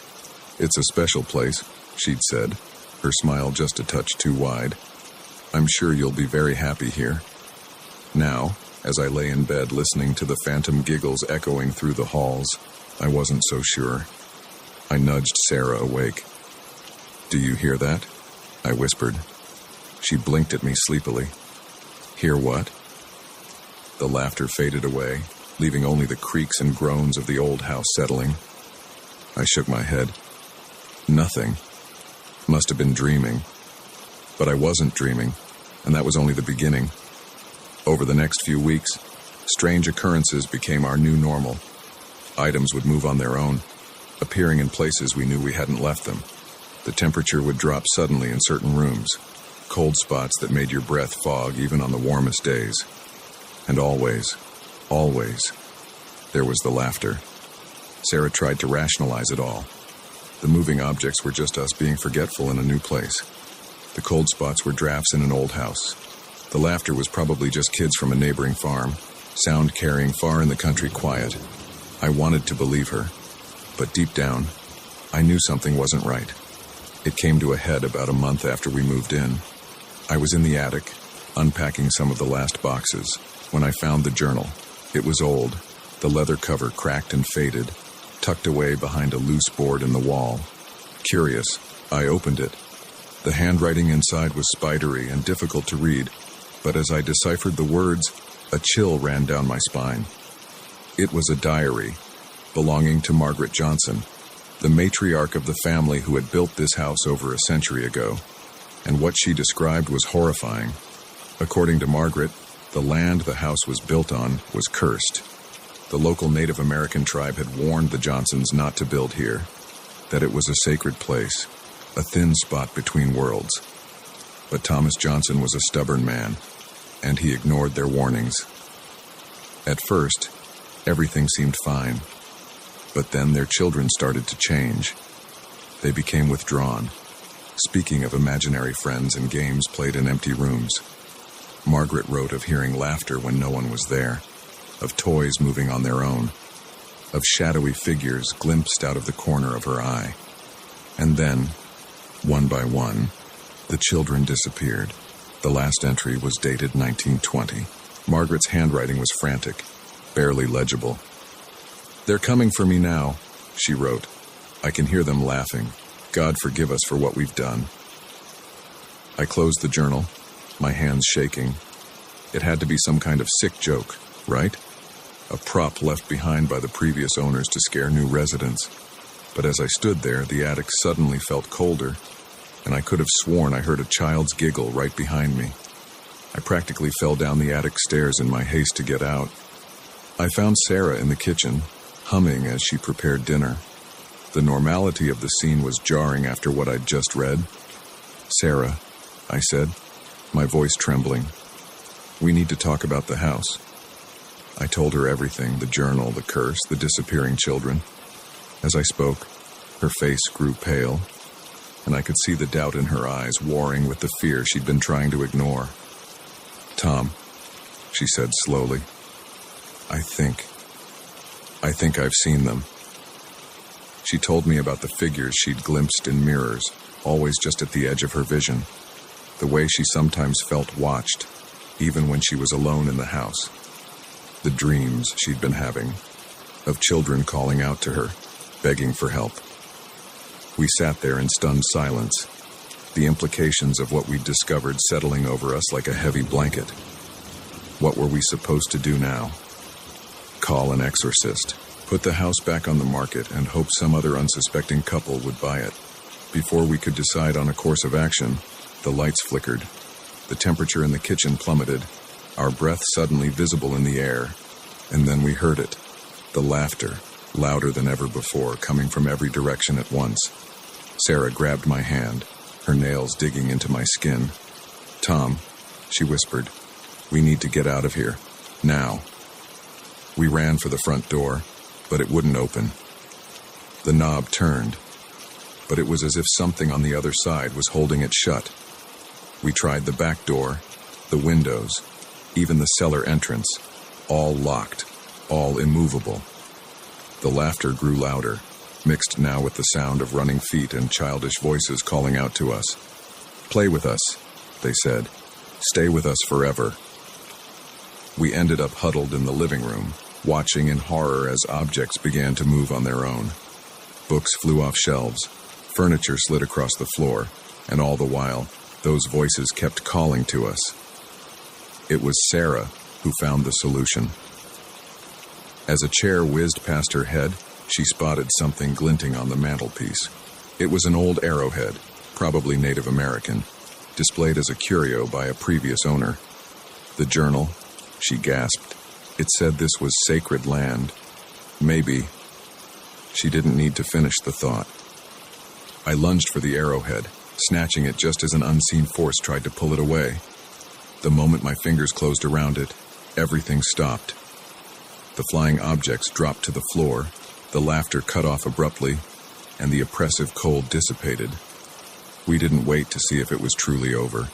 The front door swung open easily now, and we ran to our car, still in our pajamas, the arrowhead clutched tightly in my hand. We drove through the night, not stopping until we were 2 states away. We never went back to the farmhouse. We hired a company to pack up our belongings and sell the place, making sure to include the arrowhead and Margaret's journal with the property. We also made them promise to disclose the house's history to any potential buyers. Last I heard, the place is still on the market. The real estate agent calls it a charming fixer-upper with a rich history. Sarah and I call it a nightmare we barely escaped. Sometimes, late at night, I still wake up thinking I hear children laughing. But now, in our new home in the city, surrounded by the comforting sounds of traffic and neighbors, I can convince myself it's just a dream. Most of the time, anyway. We don't talk much about what happened in that house. It's easier to pretend it was all some shared delusion, a product of stress and an overactive imagination. But we both know the truth. And we both know that sometimes, the most haunting things aren't the ghosts themselves, but the questions they leave behind. Why us? Why that house? And what happened to those children? All those years ago. I don't think we'll ever know the answers. And maybe that's for the best. Some mysteries are better left unsolved, some doors better left unopened. All I know is, if you're ever driving through the countryside and you see an old farmhouse for sale, one that seems just a little too perfect, a little too cheap, keep driving, because you never know what might be waiting inside, laughing in the darkness, ready to welcome you home.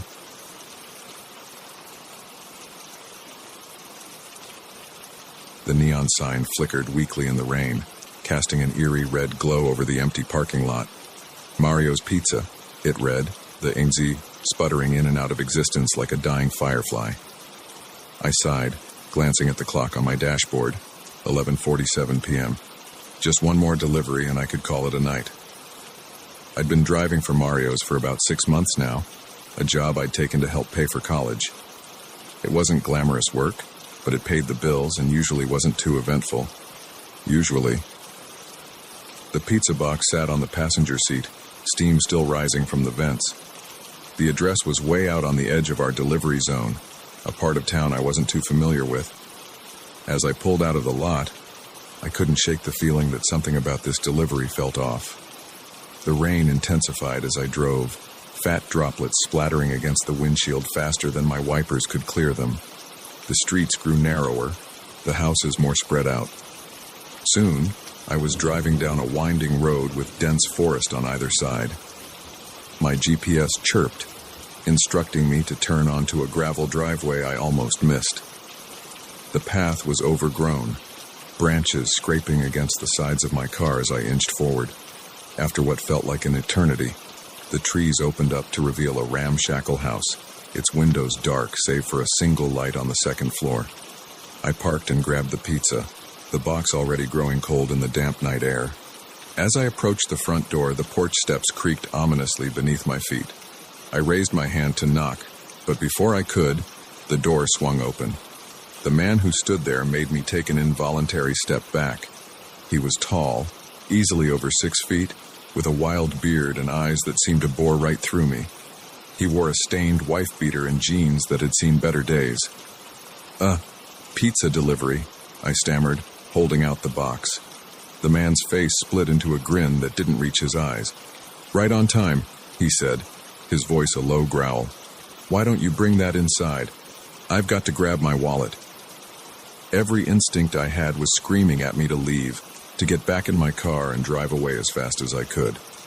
But I was new to this job, and I didn't want to risk getting fired over a misunderstanding. So, against my better judgment, I stepped inside. The interior of the house was dark and cluttered. The air was thick with the smell of cigarette smoke and something else. Something metallic that made my nose wrinkle. The man led me through a narrow hallway into what I assumed was the living room. "Set it down there," he said, gesturing to a coffee table littered with empty beer cans and overflowing ashtrays. "I'll be right back with the money." He disappeared up a creaky staircase, leaving me alone in the dim room. My heart was pounding so loud I was sure he could hear it. I glanced around, looking for a quick exit if I needed one. That's when I saw it. In the far corner of the room, partially hidden behind a ratty armchair, was a duffel bag. It was unzipped, and poking out of it was something that made my blood run cold, the barrel of a gun. I froze, my mind racing. This wasn't just some eccentric customer. Something was very, very wrong here. I had to get out. I turned to leave, but before I could take a step, I heard the man's heavy footsteps coming back down the stairs. Panic seized me. I couldn't let him know I'd seen the gun. I had to act normal. The man reappeared, a wad of crumpled bills in his hand. "Here you go, kid," he said, holding out the money. "Keep the change." My hand shook as I reached for the cash. As I did, I noticed dark stains on his knuckles, stains that looked suspiciously like dried blood. "Thanks," I managed to croak out. "Have a good night." I turned to leave, trying to keep my pace steady even though every fiber of my being was screaming at me to run. I was almost to the front door when I heard it, a muffled thump from upstairs, followed by what sounded like a strangled cry. The man's hand clamped down on my shoulder, his grip like iron. "You hear something, boy?" I shook my head, not trusting my voice. My eyes darted to the door, tantalizingly close yet impossibly far. "Good," he said, his tone menacing. "Because there's nothing to hear. Now why don't you get on home? It's late, and these roads can be dangerous at night." He practically shoved me out the door, slamming it behind me. I stumbled down the porch steps, my legs feeling like jelly. The moment I reached my car, I fumbled with the keys, my hands shaking so badly I could barely get them into the ignition. As I reversed down the driveway, my headlights swept across the house one last time. And there, in the upstairs window, I saw a face. A woman's face, pale and terrified, her mouth open in a silent scream. I floored it, gravel spraying as I peeled out onto the main road. My mind was reeling, trying to process what I'd just seen. The gun, the blood, the woman in the window. It all added up to a horrifying conclusion. I needed to call the police. But as I reached for my phone, doubt crept in. What if I was wrong? What if it was all just a misunderstanding? My imagination running wild.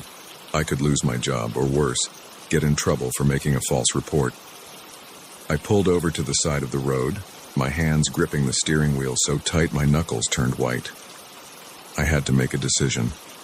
Drive back to the pizzeria and pretend nothing happened, or potentially save someone's life. In the end, it wasn't really a choice at all.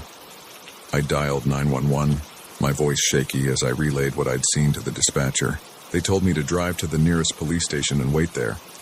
The next few hours were a blur of questions and statements. I told the police everything.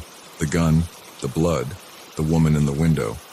They seemed to take it seriously, especially when I gave them the address. It wasn't until the next morning that I found out the full story. The man, it turned out, was wanted in connection with a string of disappearances across 3 states. When the police raided the house, they found evidence of multiple victims. And the woman I saw, she was still alive, held captive in an upstairs bedroom. If I hadn't made that delivery, if I hadn't called the police, she likely wouldn't have survived another day. The following weeks were chaotic. There were more interviews with detectives, a commendation from the police department, even a few requests for interviews from local news stations. Mario gave me a raise and told me I could take as much time off as I needed. But even as the dust settled and life began to return to normal, I couldn't shake the memory of that night. The flickering neon sign, the rain-slicked roads, the face in the window. It all haunted my dreams. I kept delivering pizzas, though. Something about the job felt different now. More important somehow. Every delivery could be someone's lifeline. Every interaction a chance to make a difference. And every time I pull up to a house I've never been to before, every time I knock on a stranger's door, I'm acutely aware of the thin line between ordinary and extraordinary, between a routine delivery and a life-changing event. Because sometimes, the most important moments of our lives come disguised as the most mundane. Sometimes, a simple pizza delivery can change everything.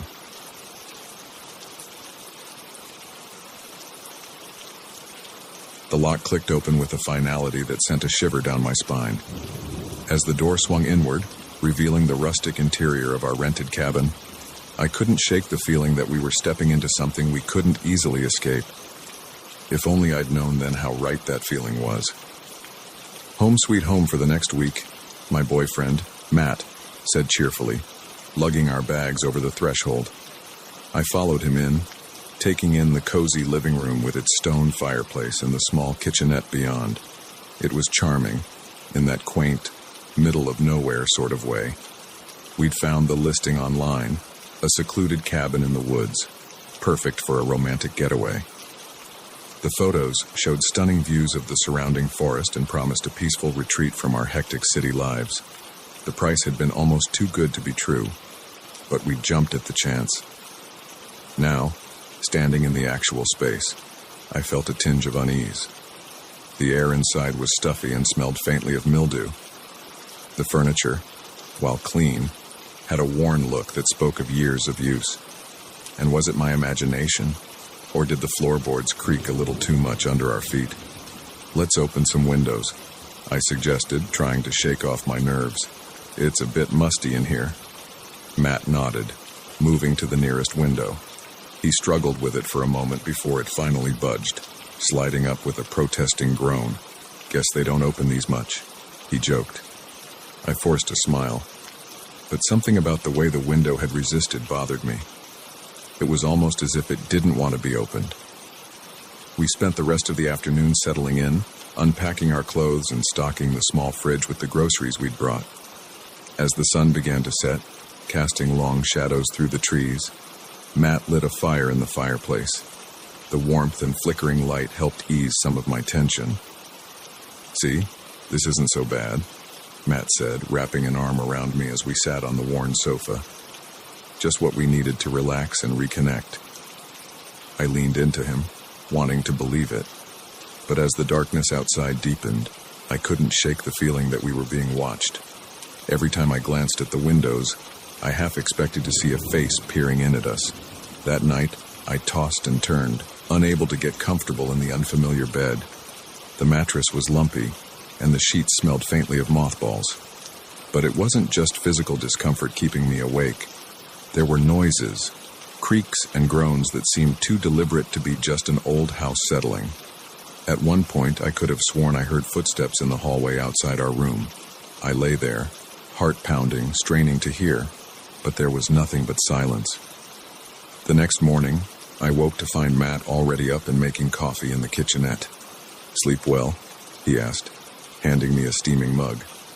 I shook my head, taking a sip of the strong brew. "Not really.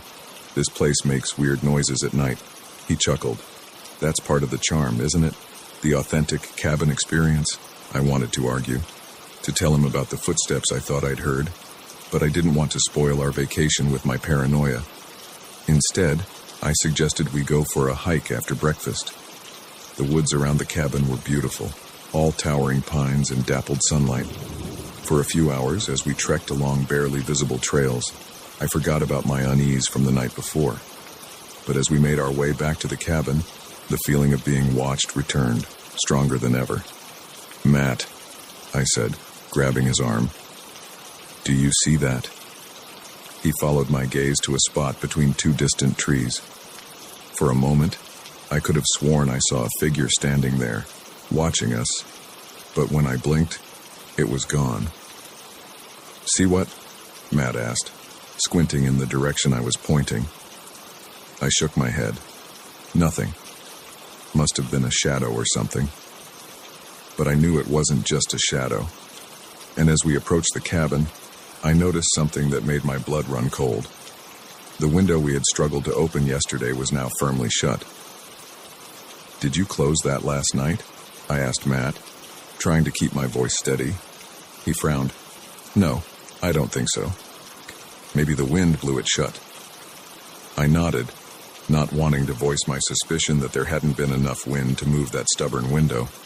Besides, if it had blown shut, wouldn't we have heard it?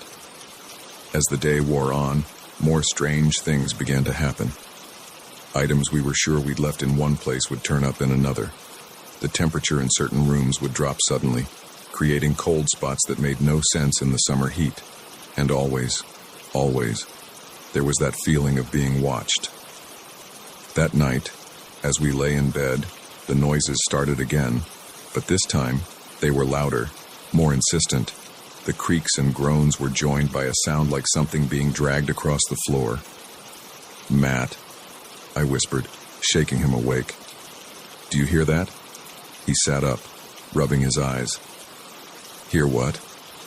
But even as he spoke, a loud thump came from the living room, as if something heavy had fallen. Matt's eyes widened.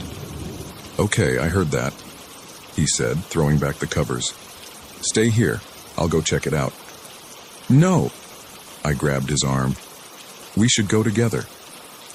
Slowly, we made our way down the hallway, Matt in front with a flashlight he'd grabbed from the nightstand. The beam cut through the darkness, revealing nothing. The living room was exactly as we'd left it. "See? Probably just something outside," Matt said, but I could hear the uncertainty in his voice. We were about to head back to bed when I noticed something. On the coffee table, next to the book I'd been reading earlier, was a small, leather-bound journal. I was certain it hadn't been there before. With trembling hands, I picked it up and opened it. The pages were filled with handwritten entries, the ink faded with age. As I skimmed the contents, my heart began to race. It was a diary, belonging to a woman named Eleanor, who had lived in this cabin decades ago. She wrote of strange occurrences, of items moving on their own, of voices in the night. And she wrote of a presence, something dark and malevolent that seemed to grow stronger with each passing day. The final entry chilled me to the bone. "It's here," Eleanor had written, her usually neat handwriting now a frantic scrawl. "God help me, it's here and I can't escape. If anyone finds this, please, don't stay. Run while you still can." I looked up at Matt, my face pale. "We need to leave. Now." He opened his mouth to argue, but at that moment, every light in the cabin flickered and died. In the sudden darkness, we heard a sound that could only be described as a low, menacing chuckle. We didn't wait to see what would happen next. Grabbing only our phones and car keys, we ran for the door. It resisted at first, as if something was holding it shut, but with a final desperate shove, it flew open. We sprinted to our car, the gravel driveway crunching under our bare feet. As Matt fumbled with the keys, I looked back at the cabin.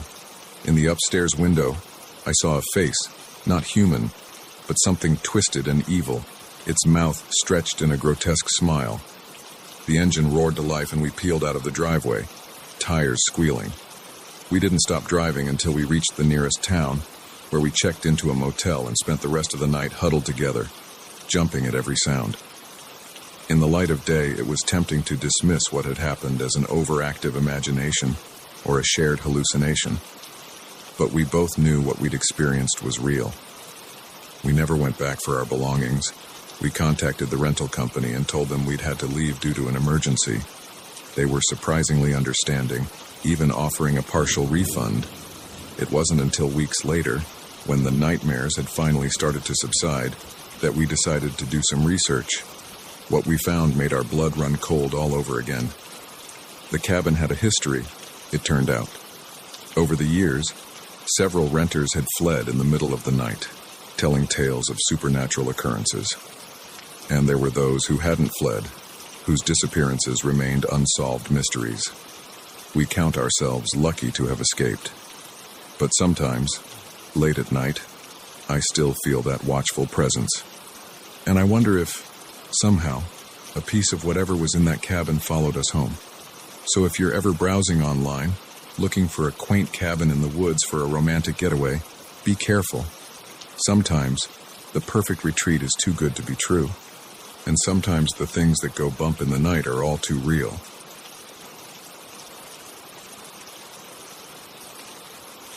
The first sign that something was wrong was the door to the master bedroom. It was closed. I never closed that door, not since I'd started house-sitting for the Wilsons 2 days ago. I stood there, hand hovering over the doorknob, a chill creeping up my spine despite the summer heat. I'd taken this job as a way to make some extra cash during my college break. The Wilsons were loaded. Their sprawling mansion sat on 5 acres of manicured lawns and gardens. It was the kind of place where you'd expect to find a butler named Jeeves, not a 20-year-old student watering plants and feeding cats. "You'll have the run of the place," Mrs. Wilson had said with a laugh as she handed me the keys. "Just don't throw any wild parties while we're gone." As if I knew anyone who'd want to party in this mausoleum of marble and antiques. No, I'd spent most of my time binge-watching shows on their massive TV and raiding their well-stocked fridge. It was supposed to be an easy gig, but now, staring at that closed door, easy was the last word on my mind. I took a deep breath and turned the knob. The door swung open silently, revealing the immaculate master suite. Everything looked normal. The king-sized bed with its mountain of pillows, the chaise lounge by the window, the doors to the walk-in closet and ensuite bathroom. And yet, something felt off. I couldn't put my finger on it, but the hairs on the back of my neck stood up. It was like walking into a perfect replica of a room you know well. Everything looks right, but it doesn't feel right. I shook my head, trying to clear away the paranoia. I was letting my imagination run wild. Probably watched one too many horror movies on that big TV. I was about to leave when I noticed it, a faint scent in the air, something floral and unfamiliar. It wasn't Mrs. Wilson's usual perfume, which lingered on her clothes in the closet. This was different, fresher. My heart began to race. Had someone been in here? I did a quick scan of the room, looking for anything out of place. The jewelry box on the dresser caught my eye. Was it slightly askew? With trembling hands, I opened it. I didn't know much about jewelry, but even I could tell that the glittering diamonds and pearls inside were worth a fortune, and they all seemed to be there. If someone had broken in, why wouldn't they take these? A noise from downstairs made me jump. It sounded like footsteps, but that was impossible. I was alone in the house. The cats were outside. The cleaning service wasn't due for days, and the Wilsons weren't set to return from their European vacation for another week. I crept to the top of the grand staircase, straining my ears. Silence. Maybe I'd imagined it. But then I heard it again. The unmistakable sound of someone moving around in the kitchen. Panic seized me. I should run, I thought. Get out of the house and call the police. But curiosity, that deadly impulse that's felled so many horror movie protagonists, got the better of me. I had to know who was down there. As quietly as I could, I made my way down the stairs, grateful for the plush carpet that muffled my footsteps. The noises from the kitchen grew louder. The clink of glasses, the opening and closing of cabinets. It sounded for all the world like someone fixing themselves a drink. I peered around the corner into the kitchen, and my blood ran cold.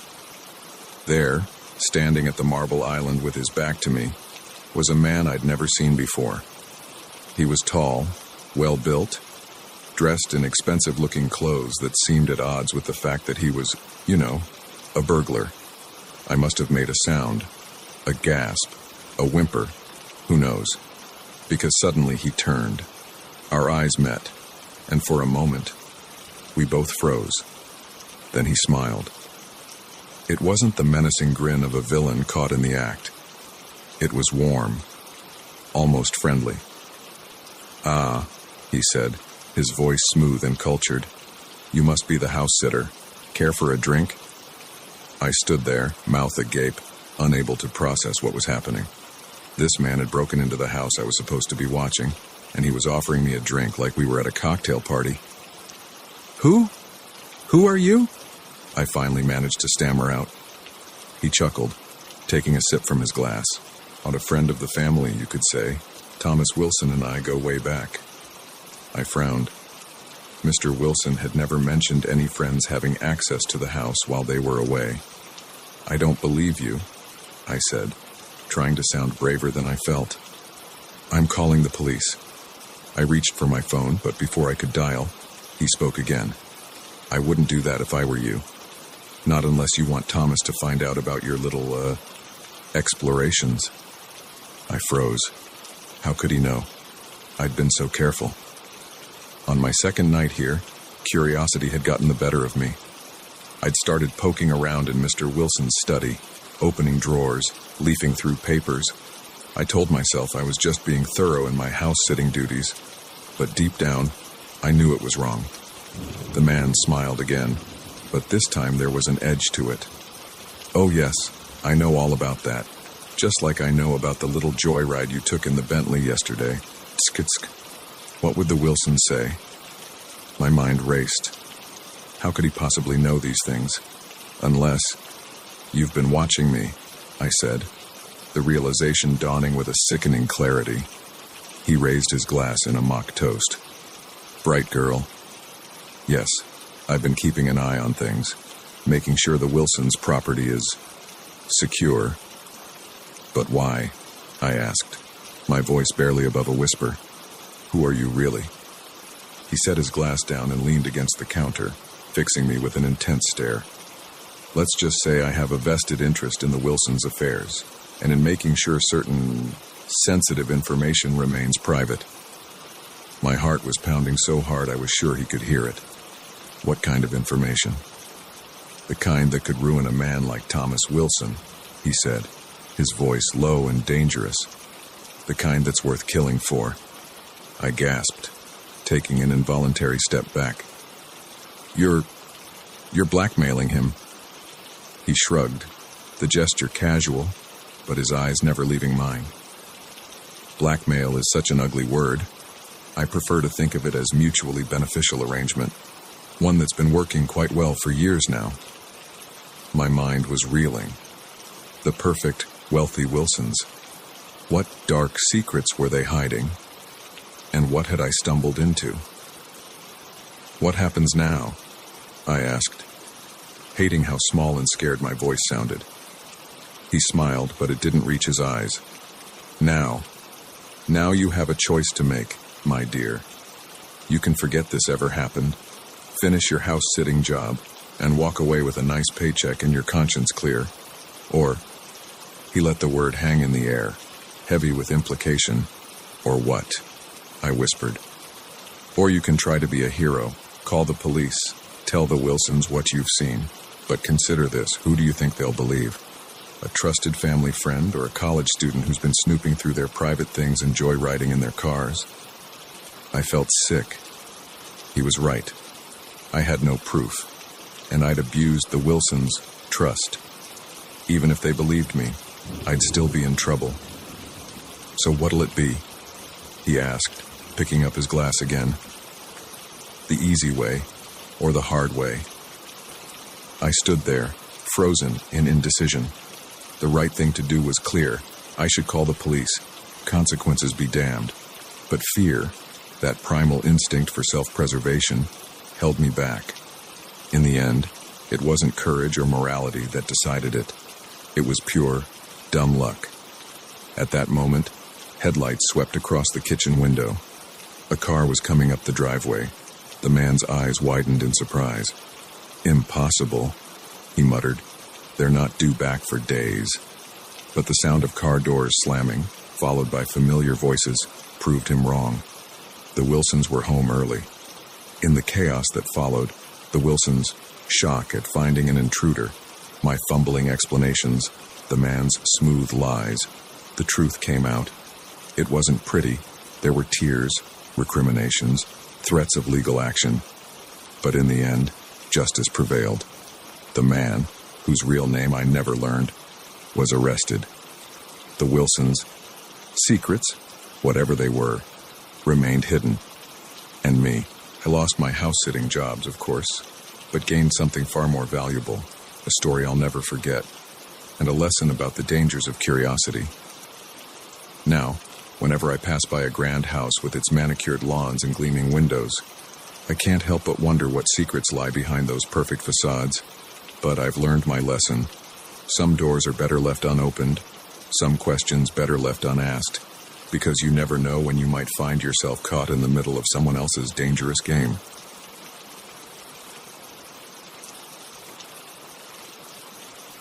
The security camera feed flickered to life, revealing an empty corridor bathed in the sickly glow of fluorescent lights. I leaned closer to the monitor, my eyes straining in the darkness of the security office. That's when I saw it, a shadow darting across the screen, there and gone in an instant. My heart rate quickened. I was supposed to be alone in this building tonight. My name's Mike, and I've been working the night shift at Grayson Tech for about 6 months now. It's a big, soulless office building on the outskirts of the city, all glass and steel and eerily quiet after hours. Most nights, my biggest challenge is staying awake, but tonight was different. Tonight, something was off. I flipped through the different camera feeds, searching for any sign of movement. Nothing on the ground floor, nothing in the stairwells. But then, as I switched to the view of the executive offices on the top floor, I saw it again. A figure, moving swiftly between the cubicles, clearly trying to avoid detection. My first instinct was to call the police, but something held me back. Maybe it was curiosity, or maybe it was the nagging feeling that there was more going on here than a simple break-in. Whatever it was, I found myself reaching for the keycard that would give me access to the upper floors. The elevator ride to the top floor felt like it took an eternity. With each passing second, my mind raced through possible scenarios. Was it a burglar, a disgruntled employee, or something worse? The doors slid open with a soft ding that seemed deafening in the silence of the night. I stepped out cautiously, my flashlight beam cutting through the darkness. The executive floor was a maze of cubicles and corner offices, most of them filled with expensive-looking furniture and state-of-the-art computers. I moved slowly, my ears straining for any sound. For a moment, all I could hear was the soft hum of electronics and the pounding of my own heart. Then, from somewhere to my left, came the unmistakable sound of typing. Creeping towards the noise, I rounded a corner and froze. There, bathed in the blue glow of a computer screen, sat a woman I recognized from the company directory, Sarah Chen, one of the senior software engineers. "Miss Chen?" I called out, my voice shaky. She whirled around, her eyes wide with fear, and... Was that guilt? "Who are you?"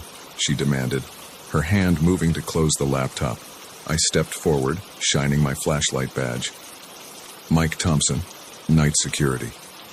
"What are you doing here so late?" Sarah's shoulders slumped, and for a moment, I thought she might break down. But then she straightened, a look of determination crossing her face. "I'm uncovering the truth," she said. "And now that you're here, you need to see this too." Confused and more than a little wary, I moved closer. Sarah reopened the laptop, revealing lines of code that meant nothing to me. "Grayson Tech isn't what you think it is," she said, her voice low and urgent. "The software we're developing, it's not just for business analytics. It's a surveillance tool, more powerful than anything that's ever existed." I frowned, not quite understanding. "What do you mean?" Sarah took a deep breath. "It can track anyone, anywhere. Social media, security cameras, financial transactions. It pulls it all together in real time. And it's being sold to governments, corporations, anyone who can afford it." The implications hit me like a truck. If what she was saying was true, this was big, huge, the kind of thing that could bring down companies and topple governments. "Why are you telling me this?" I asked, my mouth dry. Sarah's eyes met mine, and I saw the fear there, but also a steely resolve. Because I need your help. I'm gathering evidence, but I can't do this alone. If they catch me... She didn't need to finish the sentence. We both knew what happened to whistleblowers in the corporate world. I should have said no. Should have walked away and pretended I'd never seen any of this. But something in Sarah's eyes, the desperation and the determination, made me nod. What do you need me to do? For the next hour, Sarah walked me through what she'd discovered, the secret servers hidden in the building's basement, the coded messages and seemingly innocuous emails, the offshore accounts where the money from these less-than-legal sales was being funneled. As the night wore on, I found myself pulled deeper into a world of corporate espionage and government conspiracies. It was like something out of a movie, except this was real, and the danger was palpable. We were so engrossed in our work that we almost missed the sound of the elevator arriving on our floor. Sarah's head snapped up, her face pale.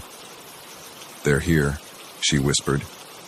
I didn't need to ask who they were. We quickly shut down the computer and ducked behind a row of cubicles. Peering over the top, I saw two men in expensive suits step out of the elevator. Even from a distance, I could see the bulge of weapons under their jackets. "We need to get out of here," I whispered to Sarah. She nodded, clutching a small flash drive that contained all the evidence we'd gathered. Slowly, carefully, we began to make our way towards the emergency stairs at the far end of the office. We could hear the men moving through the cubicles, their voices low but angry. "We know you're here, Sarah," one of them called out. "Make this easy on yourself. You know you can't win against us." Sarah's hand found mine in the darkness, squeezing it tightly. I could feel her trembling, but her voice was steady when she whispered, "We have to make it. The world needs to know the truth." We were almost to the stairs when disaster struck. In the darkness, I stumbled over a trash can, sending it clattering across the floor. The noise was deafening in the quiet office. "There!" one of the men shouted. Footsteps pounded towards us. "Run!" I yelled, pushing Sarah towards the stairs. We burst through the door and started down, taking the steps two at a time. Behind us, I could hear the men in pursuit, their shoes echoing in the stairwell. My mind raced as we descended. We couldn't go to the lobby, they'd have that covered. But maybe... "This way," I gasped, pulling Sarah through a door on the third floor. If I remembered the building layout correctly, there was a fire escape on this level that led to the alley behind the building. We sprinted through the darkened office, the shouts of our pursuers growing closer. There, the window that led to the fire escape. I fumbled with the latch, my hands slick with sweat. Just as the door to the office burst open, the window swung free. "Go," I urged Sarah, helping her through. I followed quickly, pulling the window shut behind us. The metal of the fire escape creaked ominously as we clambered down. Above us, I could hear the men cursing as they realized where we'd gone. A gunshot rang out, the bullet pinging off the railing near my head. We hit the ground running, Sarah clutching the flash drive like it was a lifeline. Which, in a way, it was. Behind us, I could hear the men starting down the fire escape. "My car's this way," Sarah panted as we rounded the corner of the building. In moments, we were speeding away from Grayson Tech, the lights of the city blurring around us. As the adrenaline began to wear off, the reality of what we'd just done started to sink in. We were fugitives now, in possession of information that some very powerful people would kill to keep secret.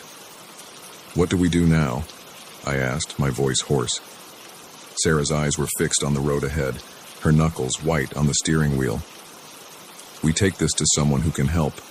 I have a contact at a news organization. If we can get this information to them..." I nodded, understanding. It wasn't over, not by a long shot, but we had a chance now. A chance to expose the truth and maybe, just maybe, make a difference. As we drove through the night, leaving the city and its secrets behind, I couldn't help but think about how much my life had changed in just a few short hours. I'd gone from a simple night security guard to a conspirator in what could be one of the biggest whistleblowing events in history. I didn't know what the future held. I didn't know if we'd succeed or if we'd end up as just another pair of unnamed casualties in the war between truth and power. But I did know one thing. I couldn't go back to my old life. Not now. Not after what I'd seen. As the first light of dawn began to break on the horizon, I made a silent vow. Whatever came next, whatever challenges we faced, I would see this through to the end. The truth had to come out. And if it was up to us to make that happen, then so be it. The night shift at Grayson Tech was over, but our real work, it was just beginning.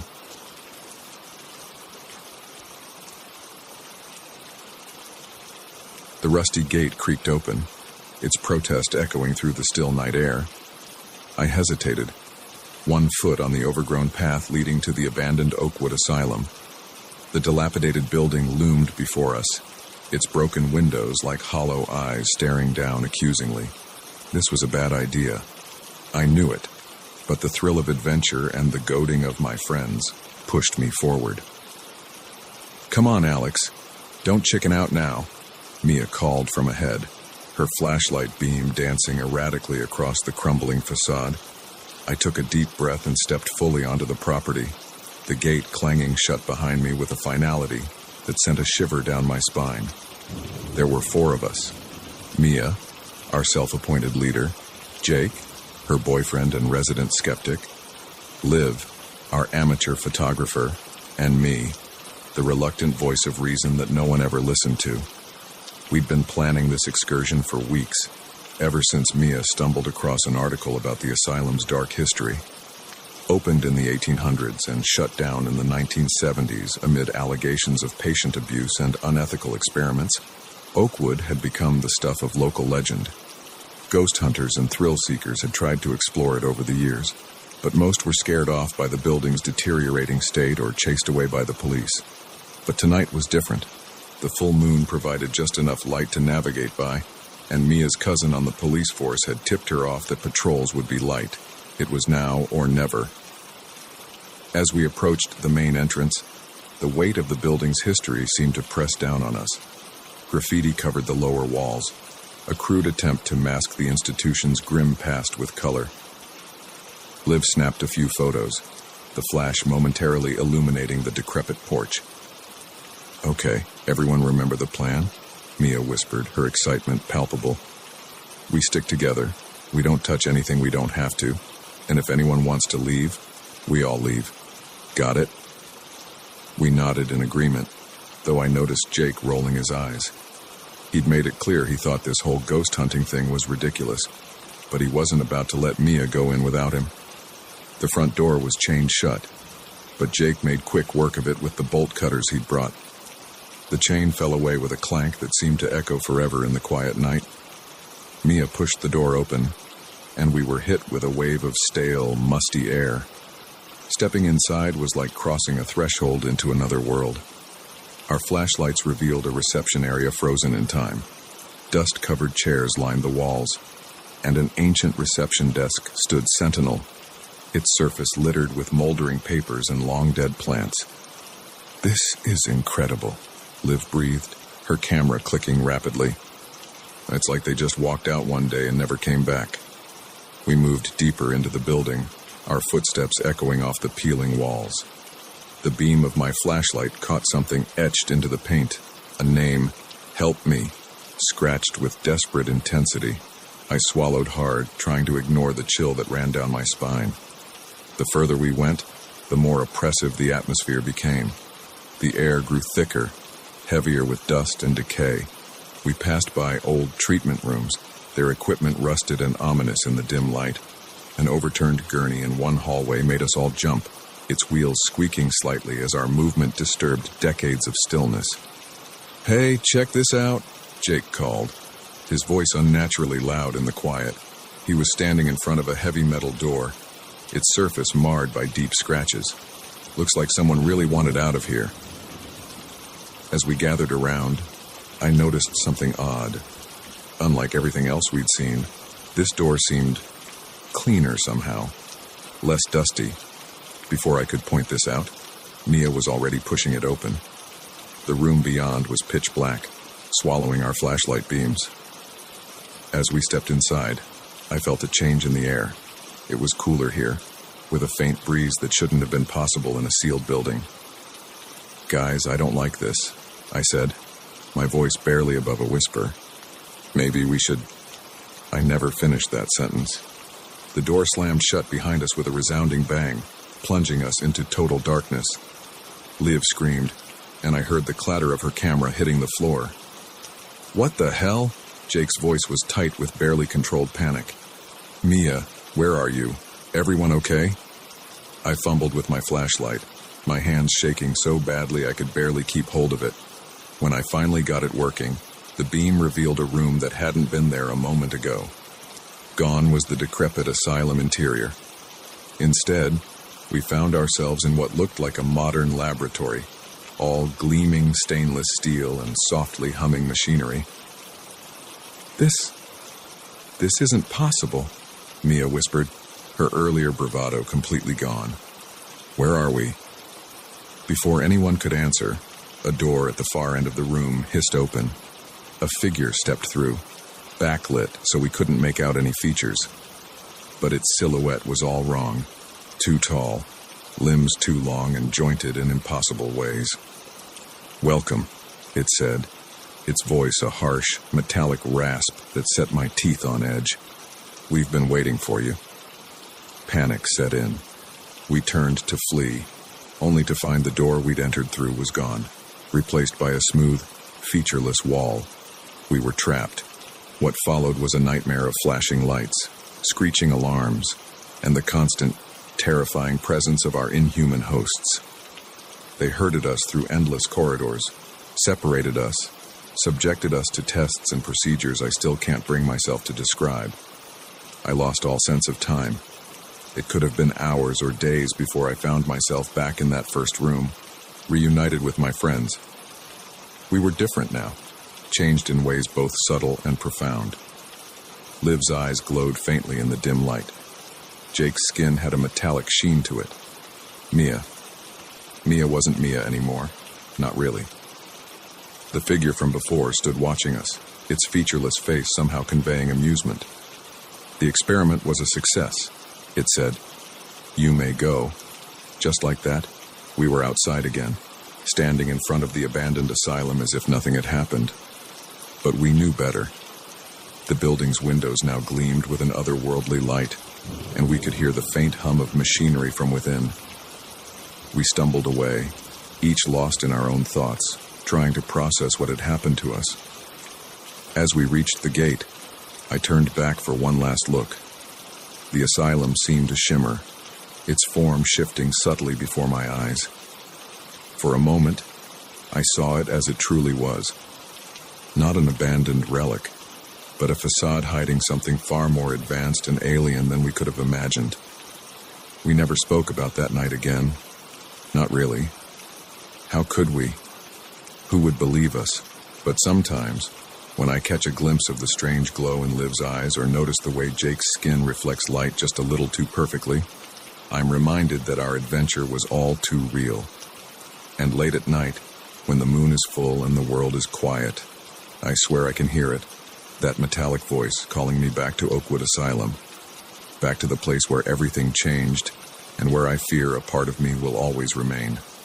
I don't know if we uncovered some long-buried secret that night, or if we stumbled into something that was never meant for human eyes. All I know is that the next time someone suggests exploring an abandoned building, I'll be running in the opposite direction. Because sometimes, the unknown is better left undiscovered, and some doors are meant to stay closed forever. But even as I tell myself this, I can't shake the feeling that our experience at Oakwood was just the beginning. That somewhere out there, in other abandoned places and forgotten corners of the world, similar experiments are taking place.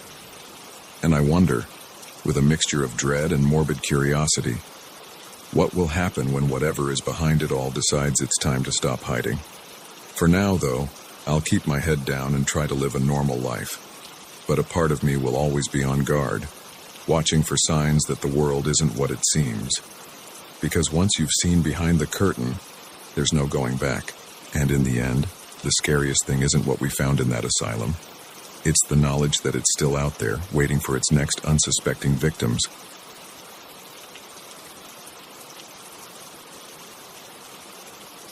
The GPS chimed cheerfully, announcing that I had arrived at my destination.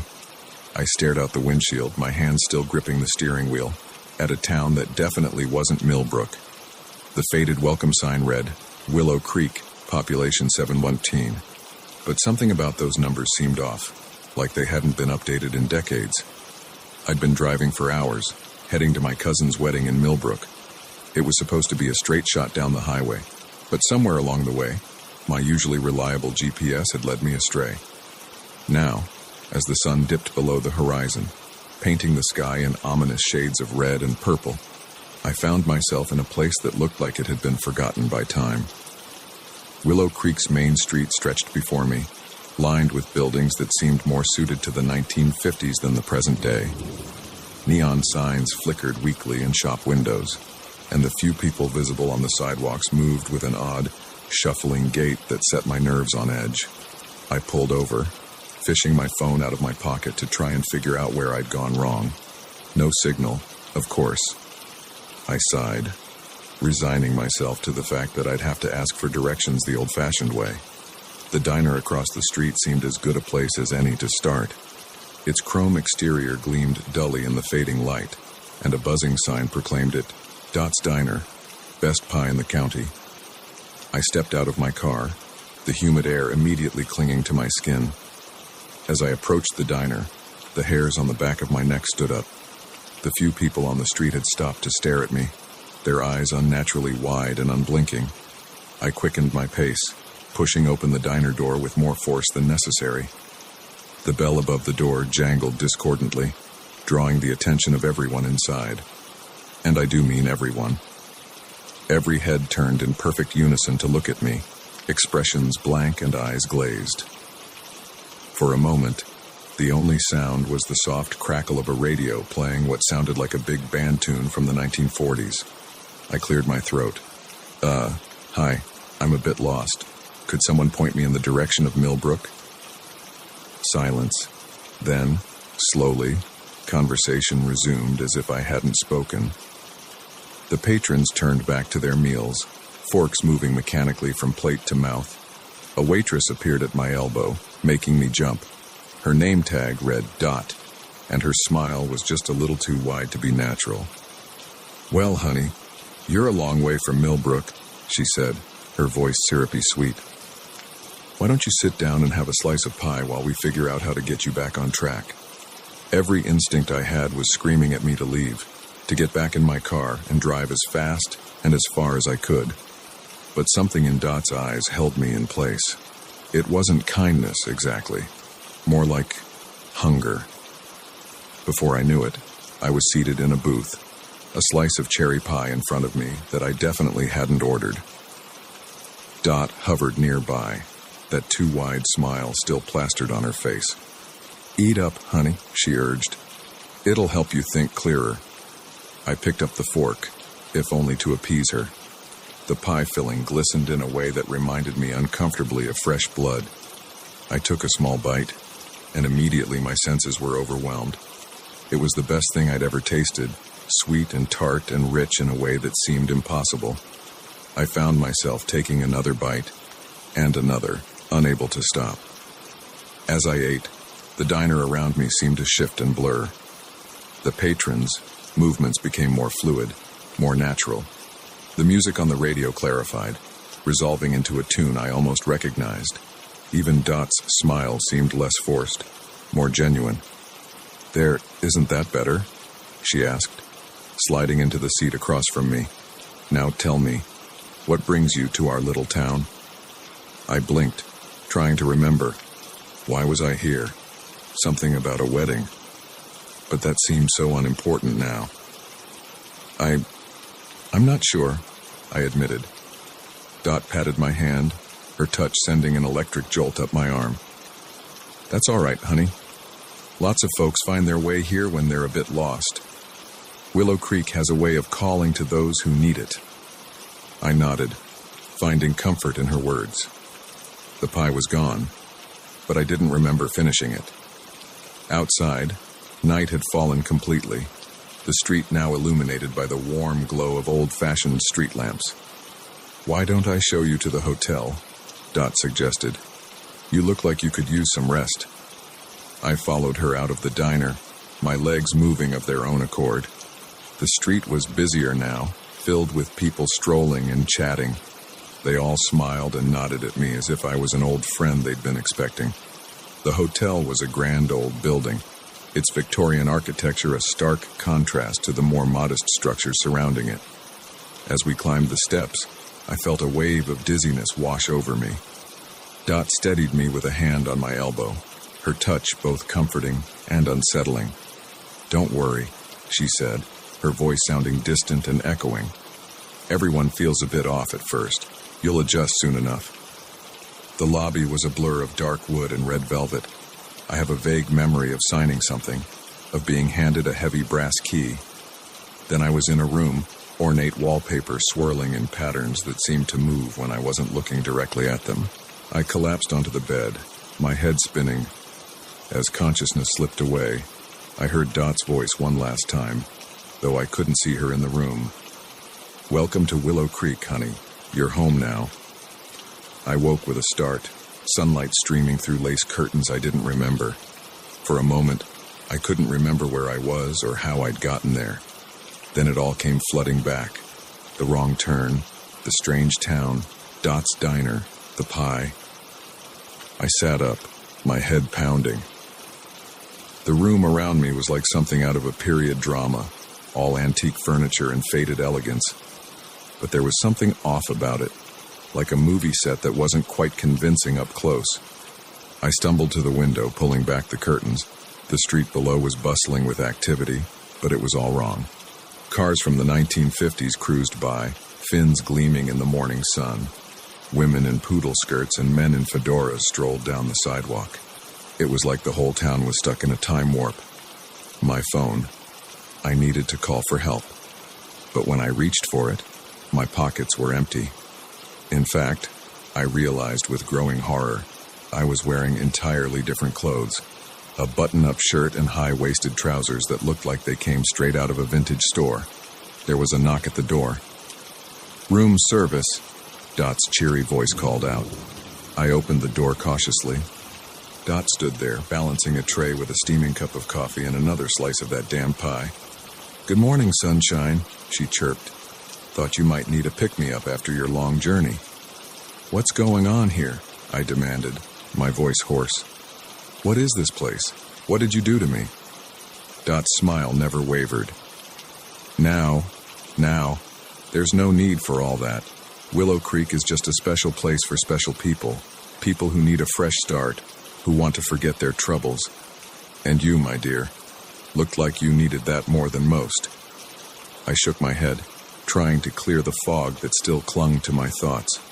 But I didn't want this. I was just passing through. I need to get back. I have a wedding to... "A wedding?"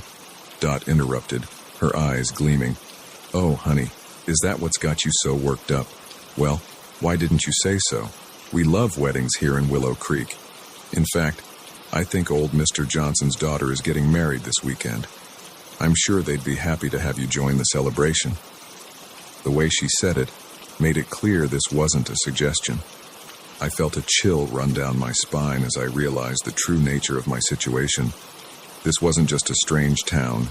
It was a trap, and I had walked right into it. I think I'd like to leave now," I said, trying to keep my voice steady. Dot's smile turned sad.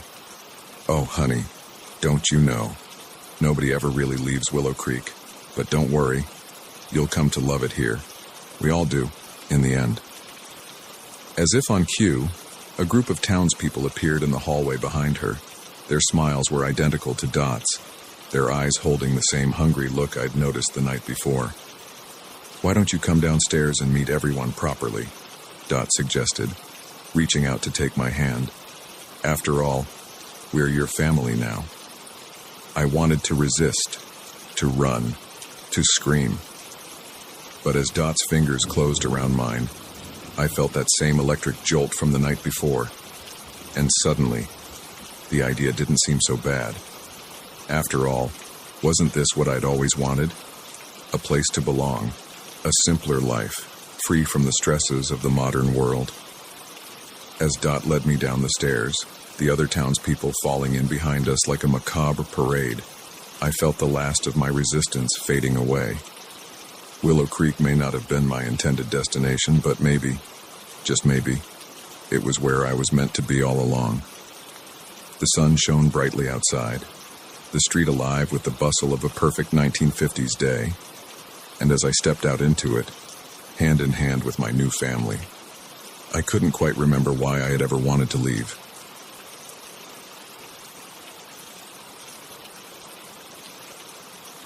The first gunshot shattered the stillness of the forest, sending birds scattering into the sky. I froze, my heart pounding in my chest. This was supposed to be a peaceful hike, a chance to clear my head and enjoy nature. But in an instant, it had turned into something far more dangerous. I'd set out early that morning, driving to a remote trailhead I discovered online. It promised stunning views and challenging terrain, perfect for a day-long solo hike. The first few hours had been everything I'd hoped for. Crisp autumn air, the crunch of leaves underfoot, and a sense of solitude that was hard to find in the city. But now, as I stood rooted to the spot, straining my ears for any further sounds, I realized how isolated I truly was. Miles from civilization, no cell phone signal, and apparently sharing the woods with someone armed and potentially dangerous. For a moment, I tried to rationalize it. Maybe it was just a hunter, I thought. But it wasn't hunting season, and something in my gut told me this was different. The shot had sounded too close, too deliberate. Another crack echoed through the trees, closer this time. It was followed by shouting, the words indistinct but the tone unmistakably angry. My instincts kicked in, and I dove behind a large oak tree, trying to make myself as small as possible. From my hiding spot, I peered around the forest. The dense undergrowth that had seemed so beautiful earlier now felt oppressive, potentially hiding threats from every angle. I tried to control my breathing, knowing that any sound could give away my position. That's when I saw them. Two men, dressed in camouflage, crashed through the brush about 50 yards away. They were carrying rifles and moving with purpose, their eyes scanning the forest floor. Poachers, I realized with a jolt. And from their agitated movements, it was clear they were pursuing something, or someone. I pressed myself harder against the tree, willing myself to become invisible. The men were getting closer, their voices now clear enough for me to make out words. He couldn't have gotten far, one of them growled. Not with that wound. We can't let him get away, the other replied, his voice tight with tension. If he talks, we're done for. My mind raced. They weren't hunting animals, they were hunting a person. Someone who had seen something they shouldn't have. Someone who was now injured and running for their life. And I was caught in the middle of it. I knew I should stay hidden, wait for them to pass, and then make my way back to my car as quickly and quietly as possible. But a nagging voice in the back of my mind wouldn't let me. Someone out there needed help, and I might be their only chance. Taking a deep breath, I made a decision that would change everything. As soon as the poachers passed my hiding spot, I began to move in the opposite direction, searching for any sign of their wounded quarry. The forest was eerily quiet now, as if holding its breath. I moved as silently as I could, my eyes darting from tree to tree, looking for anything out of place. A broken branch, a scuff mark in the dirt, anything that might indicate someone had passed through in a hurry. After what felt like hours, but was probably only minutes, I spotted it. A smear of red on a tree trunk, about chest height. Blood. My stomach churned, but I pressed on, following the sporadic trail deeper into the woods. The sound of running water grew louder, and I soon found myself at the edge of a small stream. That's where I saw him. A man, probably in his 40s, slumped against a boulder. His shirt was soaked with blood, his face pale and drawn with pain. His eyes widened in fear as he saw me approach, his hand reaching for something at his side. I raised my hands, showing I was unarmed. "I'm here to help," I whispered urgently. "Those men, they're after you, right?" He nodded weakly, his hand relaxing. "Game warden," he managed to say between labored breaths. "Caught them. Illegal hunting operation. Big operation. Dangerous people." I knelt beside him, assessing his wound. The bullet had caught him in the shoulder, and while it was bleeding heavily, it didn't look immediately life-threatening, but he'd lost a lot of blood, and in this wilderness, even a minor injury could be fatal. "We need to move," I said, already shrugging off my backpack. "Can you walk?" He nodded again, gritting his teeth as I helped him to his feet. I quickly wrapped his wound as best I could with supplies from my first aid kit, then let him lean on me as we started to move. Our progress was agonizingly slow. Every snapping twig, every rustle of leaves sounded like a gunshot in the quiet forest. I had no real plan beyond putting distance between us and the poachers, hoping to find higher ground where we might get a cell signal. We had been moving for maybe 20 minutes when we heard it. Voices, carried on the wind. The poachers had picked up our trail. "There," the warden whispered, pointing to a steep hill. "Cave system. We can lose them in there." It was risky. If we got lost in the caves, we'd be in even more trouble. But with the poachers closing in, we didn't have much choice. We started the climb, each step a struggle for the injured man. Just as we reached the cave entrance, a shout rang out behind us. They had spotted us. Without hesitation, we plunged into the darkness of the cave. The next few hours were a blur of dark passages, stumbling steps, and heart-stopping moments of silence as we listened for our pursuers. The warden, whose name I learned was Mike, guided us as best he could, but it was clear he was weakening. Finally, we emerged from a narrow tunnel into a larger cavern. Faint light filtered in from somewhere above, revealing a space about the size of a small room. Mike collapsed against the wall, his breathing ragged. "We can't go any further," I said, knowing it was true even as I hated to admit it. "We'll have to make a stand here." Mike nodded grimly. "There's a backup gun in my boot," he said. "You know how to shoot?" I shook my head. The only shooting I'd ever done was at a carnival booth once. Mike sighed, then walked me through the basics. The weight of the pistol felt strange and terrifying in my hand. We didn't have to wait long. The sound of footsteps echoed through the tunnel, growing louder. I positioned myself behind a large rock, my heart pounding so hard I was sure it would give away our location. The first poacher entered the cavern cautiously, his rifle sweeping the space. I held my breath, finger on the trigger, praying I wouldn't have to use it.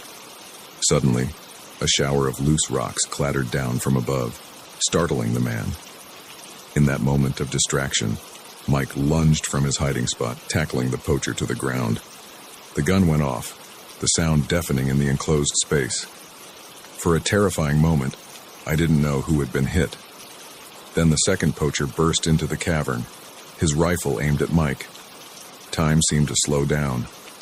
I saw the poacher's finger tightening on the trigger. Without thinking, I stepped out from behind the rock and fired. The gun kicked in my hand, the shot going wide, but it was enough. The poacher turned towards me, giving Mike the opening he needed to knock him down. In the chaos that followed, I somehow managed to find some rope in my backpack. We tied up the poachers, who had both been subdued more by surprise than by our fighting skills. As the adrenaline wore off, the reality of what had just happened hit me. I sank to the ground, my whole body shaking.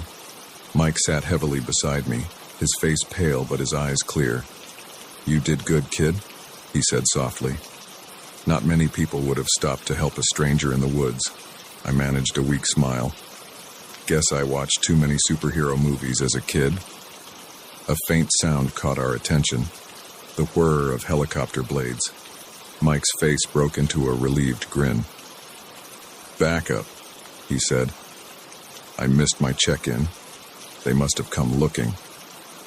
As the sound grew louder, sunlight suddenly flooded the cavern, a hole in the ceiling, previously unnoticed, was large enough for us to be spotted from the air.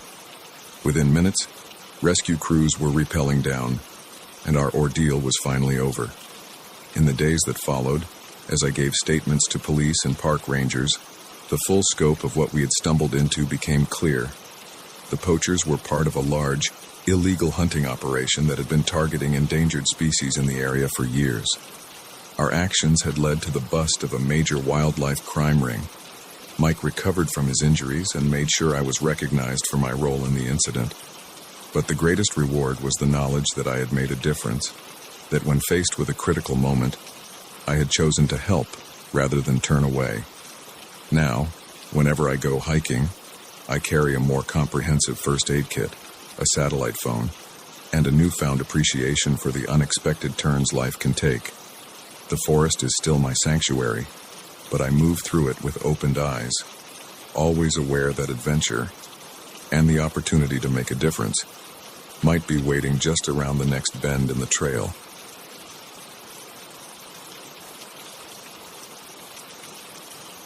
The last call for drinks echoed through the empty bar, my voice sounding hollow in the cavernous space.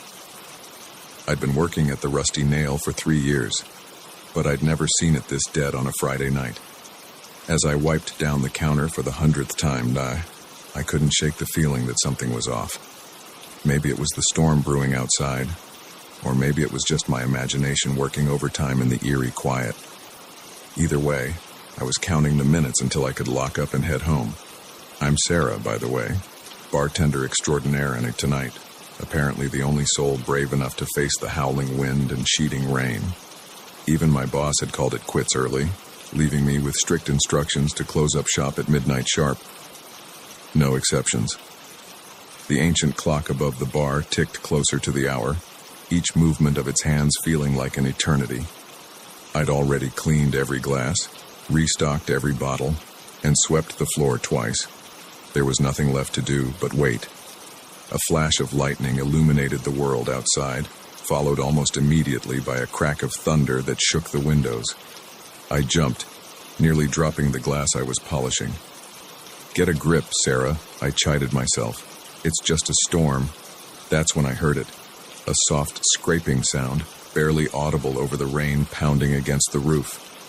I froze, straining my ears. There it was again, coming from the back of the bar, near the storage room. "Hello?" I called out, hating how my voice quavered. "We're closed." Silence. Then, unmistakably, the sound of footsteps. Slow, deliberate, moving towards me. My heart raced as I scanned the bar for anything I could use as a weapon. I settled on a heavy bottle of bourbon, gripping it tightly as I edged towards the end of the bar. "I'm armed," I lied, trying to sound more confident than I felt. "And I've already called the police." The footsteps stopped.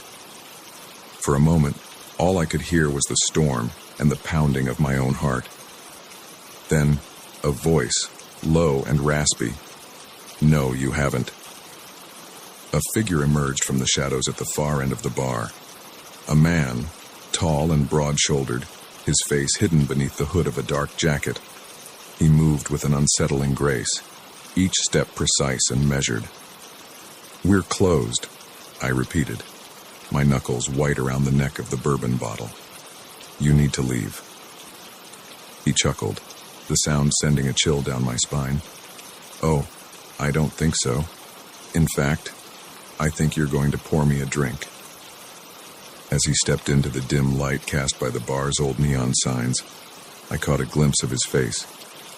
His eyes were dark, intense, fixed on me with an unsettling focus. But it was his smile that really got to me. Too wide, too many teeth like a predator eyeing its prey. "I listen," I said, trying to keep my voice steady. "I don't want any trouble. Take whatever's in the till and go. I won't call the cops, I swear." He laughed again, sliding onto a bar stool with fluid ease. "I'm not here for money, Sarah. I'm here for something far more valuable." The fact that he knew my name sent a fresh wave of fear through me. I glanced at the door, gauging my chances of making a run for it. As if reading my thoughts, the man's smile widened, "I wouldn't if I were you," he said softly. "Now, how about that drink?" My bartender instincts kicked in, overriding my fear for a moment. "What's your poison?" "Surprise me," he replied, his eyes never leaving my face. With shaking hands, I set down the bourbon and reached for a glass. My mind raced, trying to figure a way out of this situation. The phone was in my pocket, but there was no way I could call for help without him noticing. Maybe if I could distract him somehow. I settled on a classic old-fashioned, my hands moving almost on autopilot as I mixed the drink. The familiar routine helped calm my nerves, if only slightly. As I worked, I tried to engage him in conversation, hoping to learn something, anything that might help me. "So," I said, keeping my tone as casual as possible, "come here often?"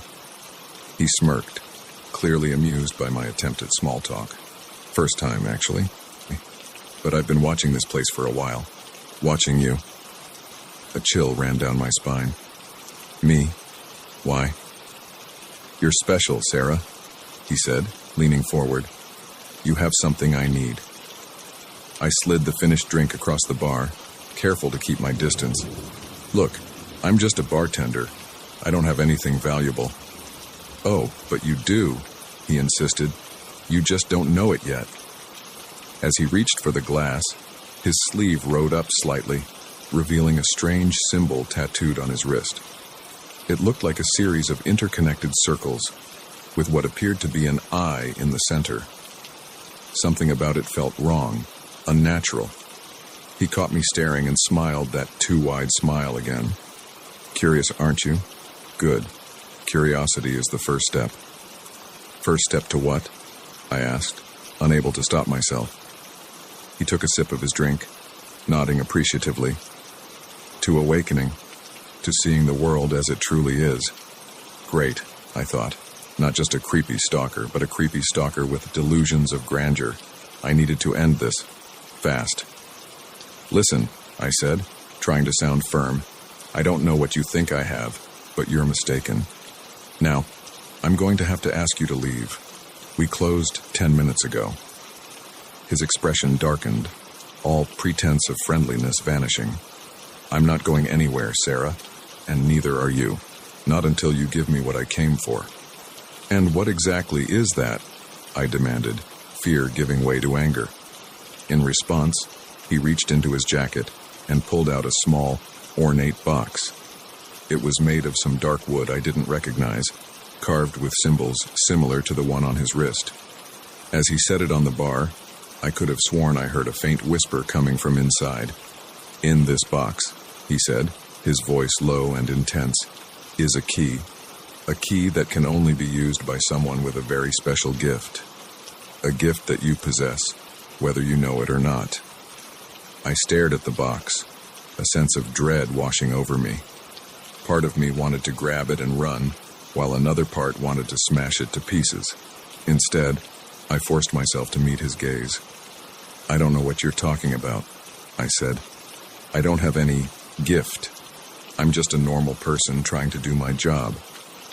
He shook his head, a look of pity crossing his face. "Oh, Sarah, there's nothing normal about you. Why do you think you've always felt different? Why do you think you can sometimes sense things before they happen? Why do you think the spirits in this old bar whisper to you when no one else is around?"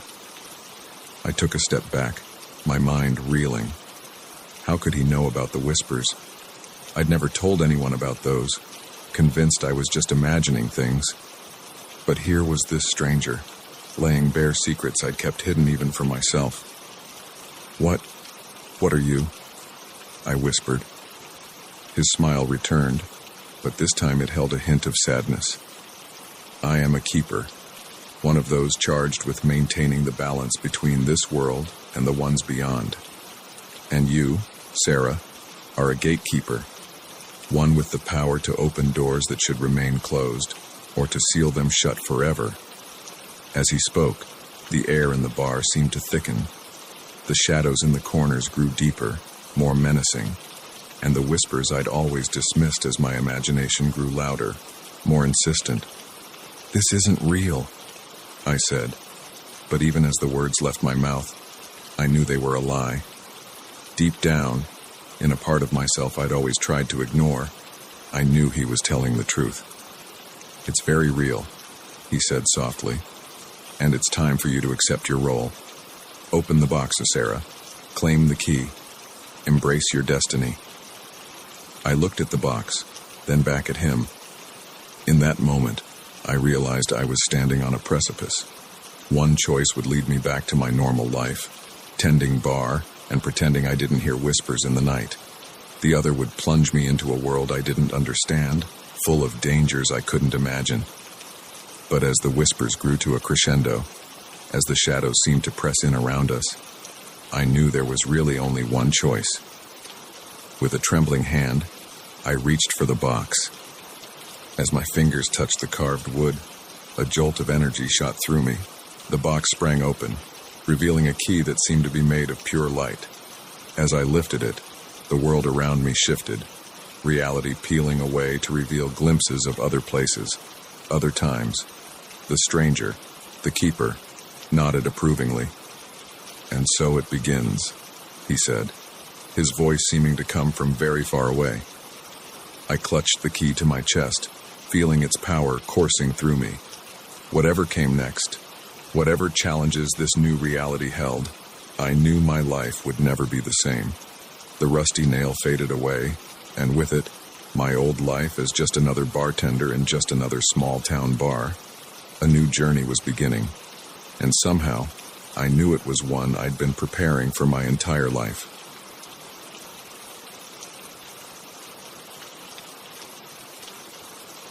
The crunch of twigs under heavy boots jolted us from our peaceful morning. Emma and I froze, our coffee mugs suspended midway to our lips, as we locked eyes across the cabin's small porch. We'd come here to escape the world, but it seemed the world had found us anyway, and it was armed.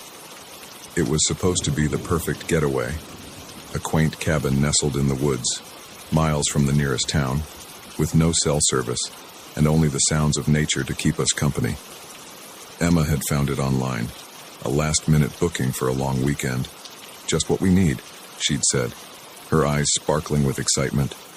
No distractions, no interruptions, just us. I'd agreed, eager to leave behind the stress of work and the constant buzz of city life. And for the first day and a half, it had been perfect. We'd hiked, swam in the crystal-clear lake, and spent long hours simply sitting on the porch, talking and laughing like we hadn't done in years. But now, as the sound of voices drifted through the trees, that bubble of tranquility shattered. "Did you hear that?" Emma whispered, setting her mug down with a trembling hand. I nodded, my mind racing. It could be other hikers, I told myself. Or maybe the property owner coming to check on something. But the tension in the air, the way the forest had suddenly gone quiet, told me this was something else entirely. "Get inside," I said, keeping my voice low. "Lock the door. I'll see what's going on." Emma opened her mouth to protest, but another sound cut her off, the unmistakable metallic click of a gun being cocked. We moved quickly, slipping inside the cabin and shutting the door as quietly as possible. Through the window, I could see movement at the edge of the clearing. 2 men, dressed in camouflage, their faces obscured by thick beards and low-brimmed hats. "What do we do?" Emma asked, her voice barely above a whisper. I shook my head, at a loss. We were trapped. The cabin had no basement, no secret passages, just 4 walls and a roof, suddenly feeling very flimsy against the threat outside. The men were closer now, their voices clear enough for us to make out words. "I'm telling you, I saw something," one of them said, his tone urgent. "Could have sworn it was a person." "Better not be," the other replied, his voice gruff. "We can't have any witnesses." My blood ran cold. Witnesses to what? What had we stumbled into? Emma tugged at my sleeve, pointing to the back of the cabin. There was a small window there, barely big enough for a person to squeeze through. It was our only chance. We moved silently, gathering what we could, our phones, though useless without signal, a flashlight, a bottle of water. As Emma worked on opening the window, I scanned the cabin for anything we could use as a weapon. My eyes landed on a heavy cast iron skillet hanging by the stove. It wasn't much, but it was better than nothing. The window creaked as Emma pushed it open, the sound impossibly loud in the tense silence. We both froze, listening. The voices outside had stopped. "Go," I whispered, giving Emma a boost. She slithered through the opening, landing with a soft thud on the other side. I passed her our makeshift supplies, then began to squeeze through myself. I was halfway out when I heard the cabin door slam open. "Hey!" a voice shouted. "We've got runners!" Adrenaline surged through me. I tumbled out of the window, scraping my back on the rough wood. Emma was there, pulling me to my feet, and then we were running. We plunged into the forest, branches whipping at our faces, roots threatening to trip us with every step. Behind us, I could hear the men crashing through the underbrush, their shouts growing fainter as we put distance between us. We ran until our lungs burned and our legs felt like lead. Finally, gasping for breath, we ducked behind a large fallen tree. I think we lost them," Emma panted, her face flushed and streaked with dirt. I nodded, not trusting myself to speak. My mind was whirling, trying to make sense of what was happening. Who were those men? What were they doing out here? And most importantly, how were we going to get out of this alive? As our breathing slowed, the sounds of the forest began to return. Birds chirping, leaves rustling in the breeze. It was almost possible to believe that the last half hour had been some sort of surreal dream, but the ache in my muscles and the fear still churning in my gut told me it was all too real. "We need to keep moving," I said finally, my voice hoarse. "Find a road, or a town, somewhere we can get help." Emma nodded, her eyes wide and frightened. "But which way? I don't even know where we are." I pulled out my phone, more out of habit than hope. Still no signal, but the compass app was working, at least. "The road we came in on was to the east," I said. "If we head that way, we should hit it eventually." It wasn't much of a plan, but it was all we had. We set off, moving as quickly and quietly as we could through the dense forest. Every snapping twig, every rustle in the undergrowth made us freeze, our hearts pounding. But each time it turned out to be nothing more than a squirrel or a bird. We had been walking for what felt like hours when we heard it, the distant rumble of an engine. Hope surged through me. A car meant a road, and a road meant potential rescue. But as we crept closer to the sound, that hope turned to ash in my mouth. Through the trees, I could see a clearing, and in that clearing was a sight that made my blood run cold. A group of men, at least a dozen, were gathered around several large trucks. They were unloading crates, their contents hidden but easy enough to guess given the circumstances. This was no small-time operation. This was organized, professional, and extremely dangerous. I felt Emma tense beside me. "We need to go," she whispered. "Now." But before we could move, a shout rang out. "Over there! I saw something." We ran. There was no attempt at stealth now, no careful movement through the forest. We crashed through the underbrush, branches tearing at our clothes, roots threatening to send us sprawling with every step. Behind us, I could hear the sounds of pursuit. Men shouting, branches breaking, the occasional crack of a gunshot that sent splinters of wood flying from nearby trees. My lungs were on fire, my legs screaming in protest, but terror kept me moving. The thought of what would happen if we were caught driving me forward. We burst out of the tree line onto a dirt road. To our left, it disappeared around a bend. To our right, about 100 yards away, was a bridge spanning a deep ravine. "The bridge," Emma gasped. We can hide underneath." It was risky. If they thought of looking there, we'd be trapped. But the alternative was to keep running, and I didn't know how much longer we could manage that. We sprinted for the bridge, the sound of our pursuers growing louder with each passing second. As we reached it, I helped Emma down the steep embankment, then followed, sliding and scrambling to the space beneath the bridge's deck. We pressed ourselves against the concrete support, trying to quiet our ragged breathing. Above us, we could hear the thud of boots on the bridge, voices calling out to each other. They can't have gotten far. Spread out. Check the woods on the other side. What if they went down to the river? My heart nearly stopped at that last one. But then another voice, authoritative and impatient, cut through the chatter. We don't have time for this. The buyer will be here any minute. If they ran, they ran. We'll deal with it later. Everyone back to base, now. There were grumbles of protest, but soon the voices faded, replaced by the sound of engines starting up and driving away. We stayed hidden for what felt like hours, neither of us daring to speak. Finally, when the forest had been quiet for a long time, I risked a whisper. I think they're gone. Emma nodded, her face pale and streaked with tears. I hadn't noticed her crying. What do we do now? I took a deep breath, trying to think clearly despite the fear and exhaustion clouding my mind. We follow the road, I said finally, but we stay in the woods, out of sight. Sooner or later, it has to lead to a town or a highway. It wasn't much of a plan, but it was all we had. As we climbed back up to the road, the reality of our situation hit me anew.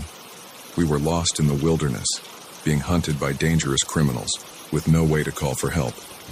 Our survival would depend on our wits, our stamina, and no small amount of luck. But as I looked at Emma, saw the determination in her eyes despite her fear, I felt a glimmer of hope. We were in this together, and together, somehow, we would find a way out. We set off down the road, staying just inside the tree line. Every step took us further from the nightmare we'd stumbled into, and closer, I hoped, to safety. But I knew the real journey was just beginning. Even if we made it out of these woods, we'd have a story to tell. A dangerous story that some very dangerous people would want to keep quiet. Our relaxing weekend getaway had turned into a fight for survival, and it was a fight I was determined to win.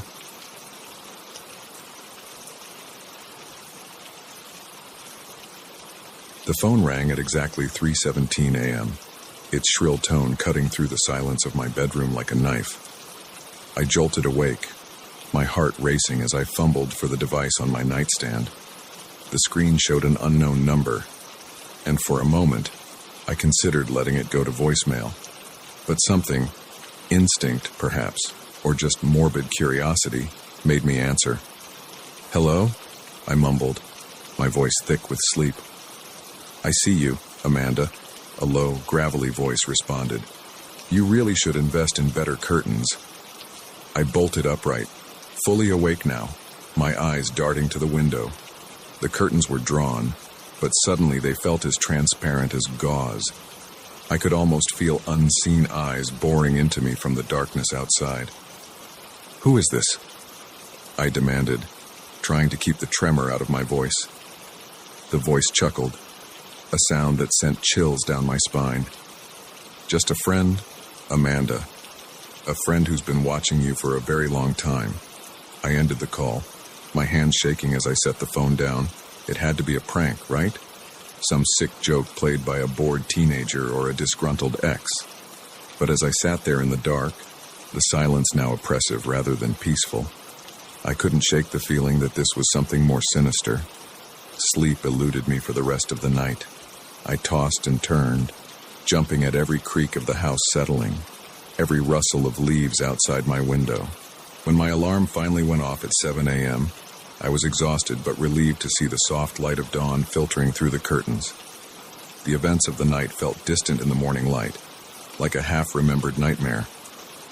I went through my usual routine, shower, coffee, breakfast, trying to convince myself that it was nothing to worry about. By the time I left for work, I had almost succeeded in pushing the unsettling call out of my mind. Almost. The day passed in a blur of meetings and deadlines, the mundane rhythm of office life a welcome distraction. It wasn't until I was packing up to leave that the memory of the call came rushing back. My phone buzzed with a text from an unknown number. Red is a good color on you, Amanda, but I prefer the blue blouse you wore last Tuesday. My blood ran cold. I looked down at the red sweater I was wearing, then glanced around the office wildly. Most of my co-workers had already left for the day. Those still at their desks were engrossed in their work, paying me no attention. But someone, somewhere, was watching me. I practically ran to my car, my keys clutched tightly in my hand like a weapon. The drive home was a nerve-wracking affair. Every red light an eternity where I scanned the surrounding cars, looking for anyone who might be following me. Once home, I double-checked all the locks, drew the curtains tight, and collapsed onto my couch. My mind raced, trying to piece together what was happening. Who could be doing this? An ex-boyfriend, a disgruntled co-worker, but none of the possibilities quite fit. My phone buzzed again. Another unknown number. You should really eat something, Amanda. You barely touched your lunch today. I threw the phone across the room, where it landed with a dull thud on the carpet. How did they know? How could they possibly know what I had or hadn't eaten? The next few days passed in a haze of paranoia.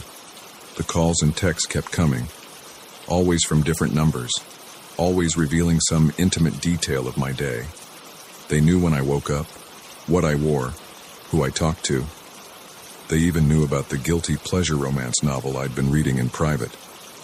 I changed my phone number, but it didn't help.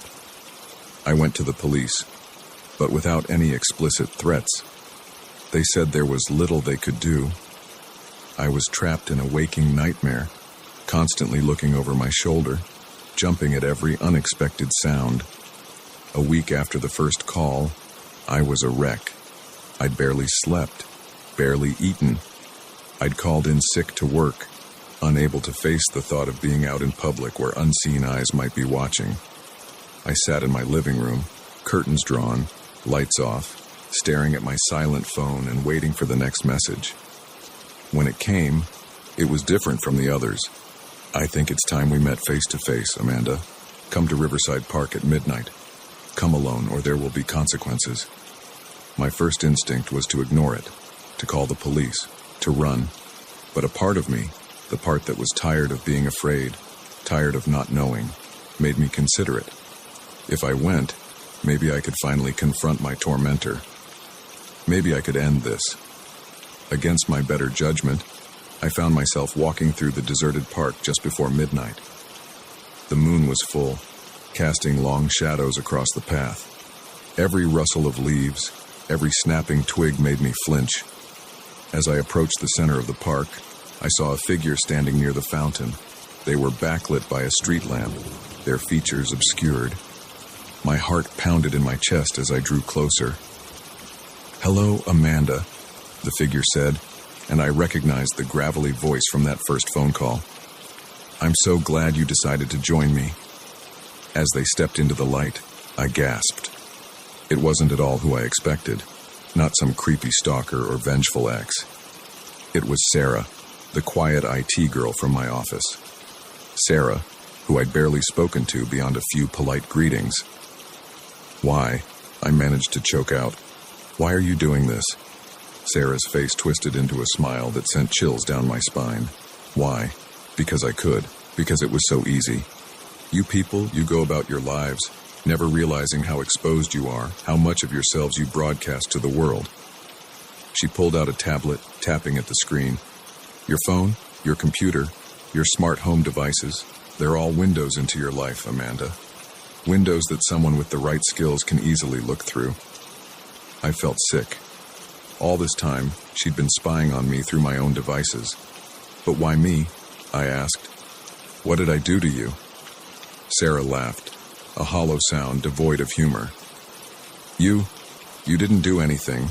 You were just convenient. The right combination of trusting and technologically naive. A perfect subject for my little experiment." "Experiment," I repeated, my voice barely a whisper. "To see how far I could go," Sarah said, her eyes gleaming with a manic light.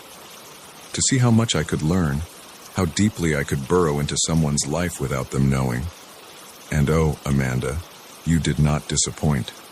The things I've seen, the secrets I've learned. She trailed off, shaking her head with a twisted sort of fondness. But all experiments must come to an end.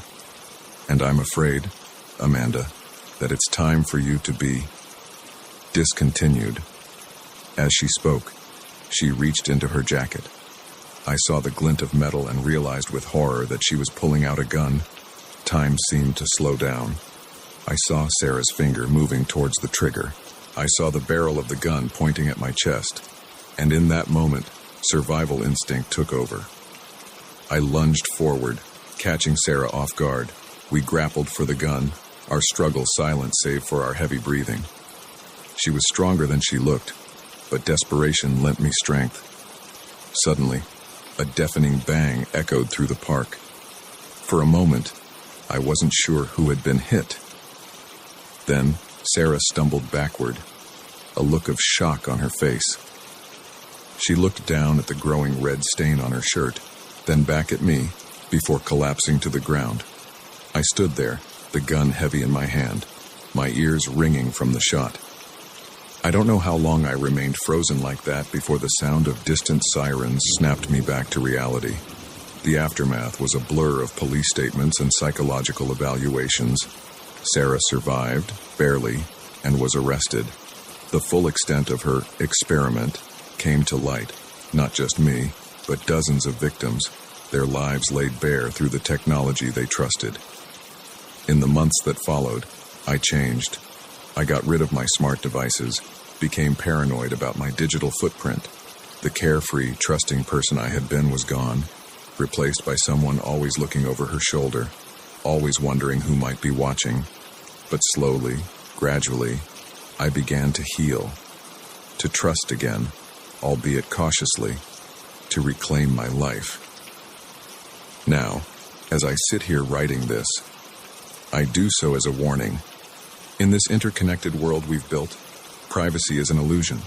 Our lives are an open book to those who know how to read it. So be careful, be vigilant, and always remember, in the digital age, you never know who might be watching.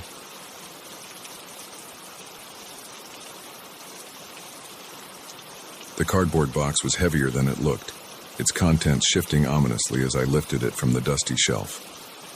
Professor Blackwood's office was a cluttered maze of books, artifacts, and filing cabinets. But this box stood out. It was unmarked, sealed with thick packing tape that had yellowed with age. As I set it on the desk, a chill ran down my spine. I couldn't shake the feeling that I was about to uncover something I wasn't supposed to see. I'm Liv, by the way. Grad student, part-time house sitter, and now, apparently, unwitting detective in a mystery I never asked to be part of. It had started innocently enough. Professor Blackwood, my thesis advisor, had asked me to house sit while he attended a conference in Europe. Just water the plants and collect the mail, he'd said, handing me the keys with a distracted smile. Oh, and if you could organize my office a bit, that would be splendid. What he hadn't mentioned was that his office was more like a small library that had mated with an antique shop and then exploded. I'd been at it for days, sorting through papers, cataloging books, and trying to impose some semblance of order on the chaos. That's when I found the box. I hesitated, my hand hovering over the tape. This wasn't what I'd signed up for. I should just put it back, pretend I never saw it. But curiosity, that dangerous and insistent voice, urged me on. Before I could talk myself out of it, I grabbed a letter opener from the desk and sliced through the tape. The musty smell of old paper hit me as I opened the flaps. Inside, I found a collection of notebooks, their covers worn and pages yellowed. Scattered among them were photographs, news clippings, and what looked like official documents, all decades old. I picked up the topmost notebook, its leather cover soft and supple under my fingers. Opening it, I found myself looking at Professor Blackwood's familiar handwriting, but the date at the top of the page made me pause. 1987. The professor would have been in his early 20s. As I began to read, the world around me faded away. The cramped office, The ticking clock, the faint sounds of traffic outside, all of it disappeared as I was drawn into a story that seemed too fantastical to be true. The notebook detailed Professor Blackwood's first expedition as a young anthropologist. He'd traveled to a remote village in the Amazon, chasing rumors of a lost tribe with extraordinary abilities. But what he found there defied explanation. He wrote of people who could communicate without speaking, who could heal wounds with a touch, who seemed to know things they couldn't possibly know. At first, he'd been skeptical, looking for rational explanations, but as the evidence mounted, he was forced to consider the impossible. I flipped through the pages, my heart racing. Photographs showed people with strange markings on their skin, glowing in the dim jungle light. There were detailed sketches of plants I'd never seen before, with notes on their supposed mystical properties, and there were accounts of rituals that seemed to defy the laws of physics. But as I read on, the tone of the writing changed. Excitement gave way to fear. The last few entries were hurried, the handwriting almost frantic. Professor Blackwood wrote of being followed, of strange accidents that seemed too coincidental. The final page ended mid-sentence, as if he'd been interrupted suddenly. I set the notebook down, my hands shaking. This couldn't be real. It had to be some kind of elaborate fiction, maybe research for a novel. But as I sifted through the other contents of the box, a darker picture emerged. There were official-looking documents, heavily redacted, but I could make out phrases like subjects acquired and anomalous abilities. News clippings reported on the mysterious disappearance of an entire village in the Amazon. And there were photographs, blurry, out of focus, but unmistakably showing figures that looked more like special effects than real people. As I pieced it all together, a chill settled over me. If this was true, if even a fraction of it was real, then Professor Blackwood had stumbled onto something extraordinary and dangerous. The kind of discovery that powerful people might want to keep hidden. But why had he kept all of this? And why leave it where someone like me could find it? The answer came to me with a jolt of realization. He wanted it to be found. This wasn't carelessness. It was insurance. If anything happened to him, the truth would come out. As if on cue, my phone buzzed. A text from an unknown number. Put it back. Forget what you saw. For your own safety. My blood ran cold. I looked around wildly, half expecting to see someone watching me through the window. But the street outside was empty, just the usual quiet of a college town on a weekday afternoon. I should have listened. Should have put everything back in the box, sealed it up, and pretended I'd never seen it. But I couldn't. The mystery was too compelling, the implications too enormous. If what Professor Blackwood had discovered was real, it could change everything we thought we knew about human potential. With shaking hands, I began to take photos of everything in the box. The notebooks, the documents, the photographs. I captured it all, uploading the images to a secure cloud storage as fast as I could. Whatever happened next, there would be a record. As I worked, my mind raced. Who had sent that text? How did they know what I'd found? And most importantly, what had happened to Professor Blackwood? Was his conference in Europe just a cover story? I was so engrossed in my task that I almost missed the sound of footsteps in the hallway. Heavy, purposeful steps that stopped right outside the office door. My heart leapt into my throat as I heard the jingle of keys. In a panic, I shoved everything back into the box, not caring about the order. I had just managed to close the flaps when the door swung open. 2 men in dark suits stood there, their expressions grim. They weren't university security, that much was clear. One of them stepped forward, his hand reaching into his jacket. "Ms. Thompson," he said, his voice cold and professional, "we need you to come with us." I backed away, my mind whirling. How did they know my name? What did they want? But even as these questions flashed through my mind, I knew the answers. They were here for the box, for the secrets it contained. "I don't know what you're talking about," I said, trying to keep my voice steady. "I'm just here to water the plants." The man's expression didn't change. "Please don't make this difficult. We have some questions about your recent, discoveries." I glanced at the window, gauging my chances. We were only on the second floor. If I could just... The man must have sensed my intention. He moved with surprising speed, blocking my path to the window. "That would be unwise, Ms. Thompson. We're not here to hurt you. We just want to talk." But something in his eyes told me that talking was the last thing on their agenda. Whatever Professor Blackwood had uncovered, whatever secrets that box contained, these men were here to make sure it stayed buried. In that moment, I made a decision. I couldn't let this end here, couldn't let the truth be silenced. With a sudden burst of adrenaline, I grabbed the box and hurled it at the men. In their moment of surprise, I darted past them, out into the hallway. I ran like I'd never run before, down the stairs and out of the building. Behind me, I could hear shouts and the pounding of feet, but I didn't look back. I just ran, my feet carrying me away from the campus and into the busy streets of the town. As I ducked into an alley trying to catch my breath, I realized my life had just changed irrevocably. I was now part of something bigger than I could have imagined, caught up in a mystery that spanned decades and continents. I didn't have the box anymore, but I had the photos, I had the knowledge, and I had a choice to make.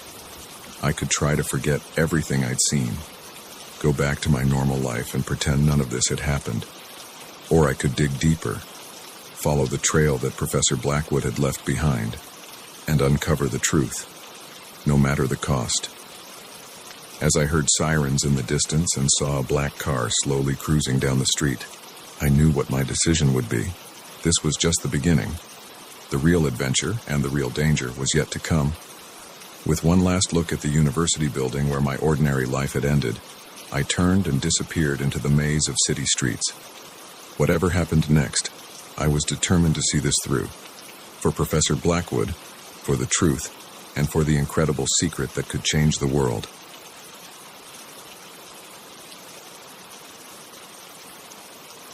The rhythmic slap of my sneakers against the pavement was the only sound breaking the eerie silence of the park. Moonlight filtered through the trees, casting long shadows across my path. It was just another late-night run, or so I thought. But as I rounded the bend near the old fountain, a chill ran down my spine. Someone was following me. I'm Jack, by the way. 32 software engineer, and until tonight, just another guy trying to stay in shape with his nightly jogs. I'd been running this same route through Oakwood Park for years, even after the city cut the budget for park maintenance and the place started to look a bit rough around the edges. The solitude and the challenge of navigating the poorly lit paths had always been part of the appeal. But tonight was different. I'd felt off from the moment I entered the park, like there were eyes on me. I'd shrugged it off at first, chalking it up to too much caffeine and not enough sleep. Now, as I heard the unmistakable sound of footsteps behind me, I realized my instincts had been right all along. I picked up my pace, heart pounding in my chest. The footsteps quickened to match. I chanced a glance over my shoulder and caught a glimpse of a dark figure about 50 yards back. Whoever it was, they were gaining on me. My mind raced, cataloging everything I knew about the park's layout. The main entrance was still a good mile away, but there was a side gate closer. If I could just make it there, I'd be out on a well-lit street with plenty of late-night businesses still open. I veered off the main path, cutting across a grassy field towards the side gate. The damp grass made for treacherous footing, and I nearly lost my balance more than once. Behind me, I could hear my pursuer crashing through the underbrush, no longer bothering with stealth. The side gate came into view, a welcome sight in the darkness, but as I drew closer, my heart sank. The gate was chained shut, a new padlock gleaming in the moonlight. When had they done that? In my moment of hesitation, the footsteps behind me grew louder. I spun around, back pressed against the gate, ready to face whoever was chasing me. The figure emerged from the shadows, and I felt a jolt of recognition. It was a man I'd seen hanging around the park entrance when I'd started my run. Average height, nondescript clothes, but with the intensity in his eyes that had made me uneasy even then. "Whoa, easy there," he said, his voice surprisingly calm. "I'm not going to hurt you, I just want to talk." "Talk?" I panted, still trying to catch my breath. "You chased me through a dark park to talk." He held up his hands in a placating gesture. "I know how this looks, but I had to make sure you were alone. It's not safe to be out here, you know? Not with what's been happening." I frowned, confusion momentarily overriding my fear. "What are you talking about? What's been happening?" The man glanced around nervously before leaning in closer. "The disappearances, 3 people in the last month, all last seen in or near this park. The police are keeping it quiet, but something's going on here. Something bad. I'd heard rumors, of course, whispers of people going missing, but nothing concrete, nothing in the news." "How do you know about this?" I asked, still wary, but curiosity getting the better of me. "Because I saw it happen," he replied, his voice dropping to a whisper. "The last one. A woman, jogging just like you. 1 minute she was there, the next, gone, like she'd been swallowed up by the shadows." A chill ran down my spine that had nothing to do with the cool night air. That's not possible," I said. But even as the words left my mouth, I wasn't so sure. The man nodded grimly. "I know how it sounds, but I've been watching this place, trying to figure out what's going on, and I think I'm close. That's why I had to warn you. You're not safe here." Part of me wanted to dismiss him as a crackpot, to push past him and run home as fast as I could.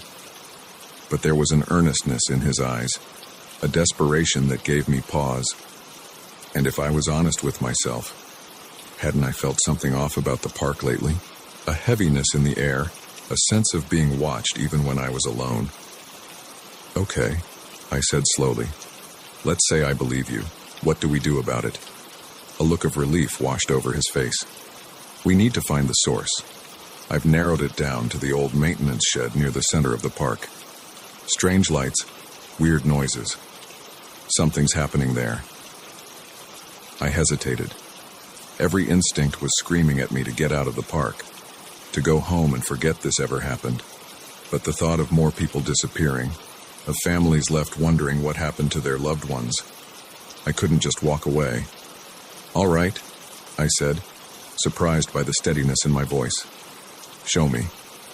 We set off deeper into the park, sticking to the shadows and moving as quietly as possible. The man introduced himself as Mike, a former park ranger who'd been let go when the budget cuts hit. He'd kept an eye on the place even after losing his job, unable to shake his attachment to the park he'd cared for so long. As we neared the center of the park, I began to notice things I'd overlooked before. Strange markings on trees, unlike any graffiti I'd seen, patches of ground where nothing seemed to grow, and an odd humming sound, just at the edge of hearing, that seemed to come from everywhere and nowhere at once. The maintenance shed loomed before us, a dilapidated structure that looked like it hadn't been used in years. But as we drew closer, I could see a faint light seeping out from under the door. Mike put a finger to his lips, then gestured for me to follow him. We crept up to one of the grimy windows, peering inside. What I saw made my blood run cold. The interior of the shed was transformed. Gone were the rusty tools and cobwebs I'd expected. Instead, the space was filled with strange, pulsing machinery. In the center stood a swirling vortex of light, like a tear in the very fabric of reality. And there were things moving around it. Shapes that hurt my eyes to look at directly, shifting and changing in ways that defied explanation.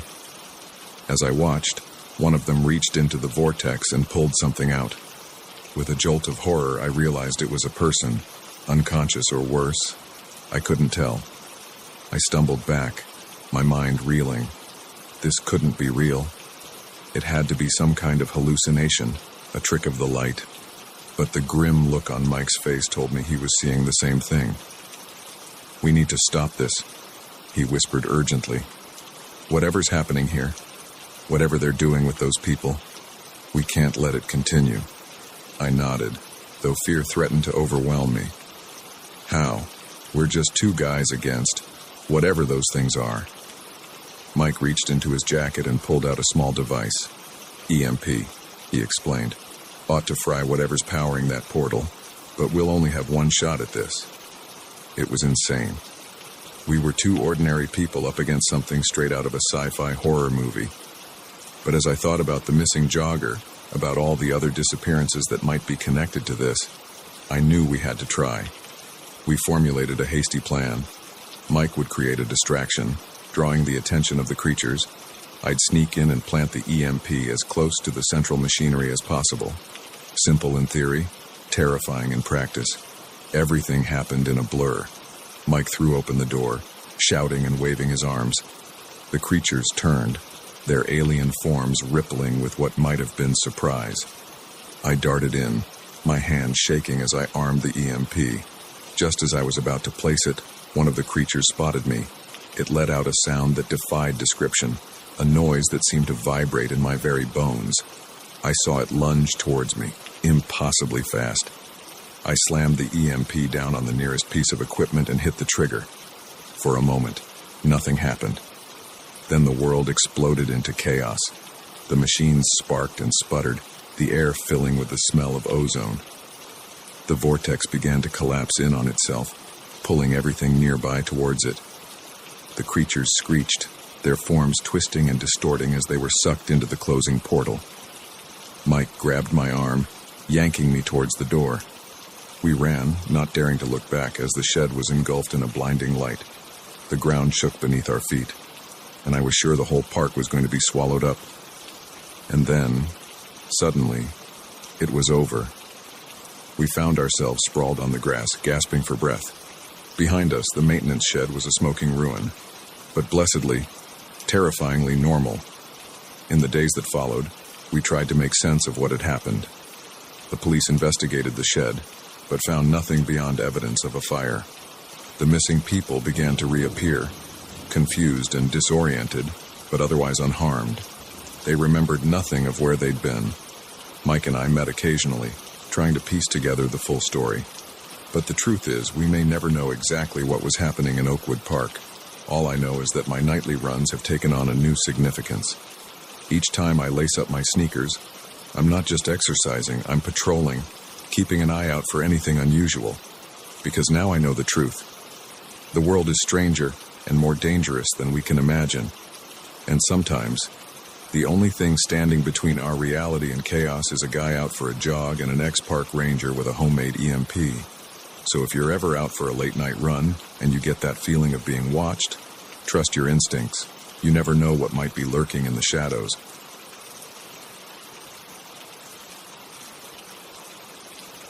The sharp pop of the tire exploding shattered the quiet night, sending our car skidding across the empty highway. I wrestled with the steering wheel, my knuckles white with effort, as we finally came to a stop on the gravel shoulder. The silence that followed was deafening, broken only by our ragged breathing and the faint tick-tick-tick of the cooling engine. "Everyone okay?" I asked, glancing at my wife, Sarah, in the passenger seat, and our daughter, Emily, in the back. They nodded, shaken but unharmed. I stepped out of the car, the cool night air a stark contrast to the stuffy interior. We were in the middle of nowhere, miles from the last town we'd passed through and who knows how far from the next. The moon hung low and heavy in the sky, casting long shadows across the deserted landscape.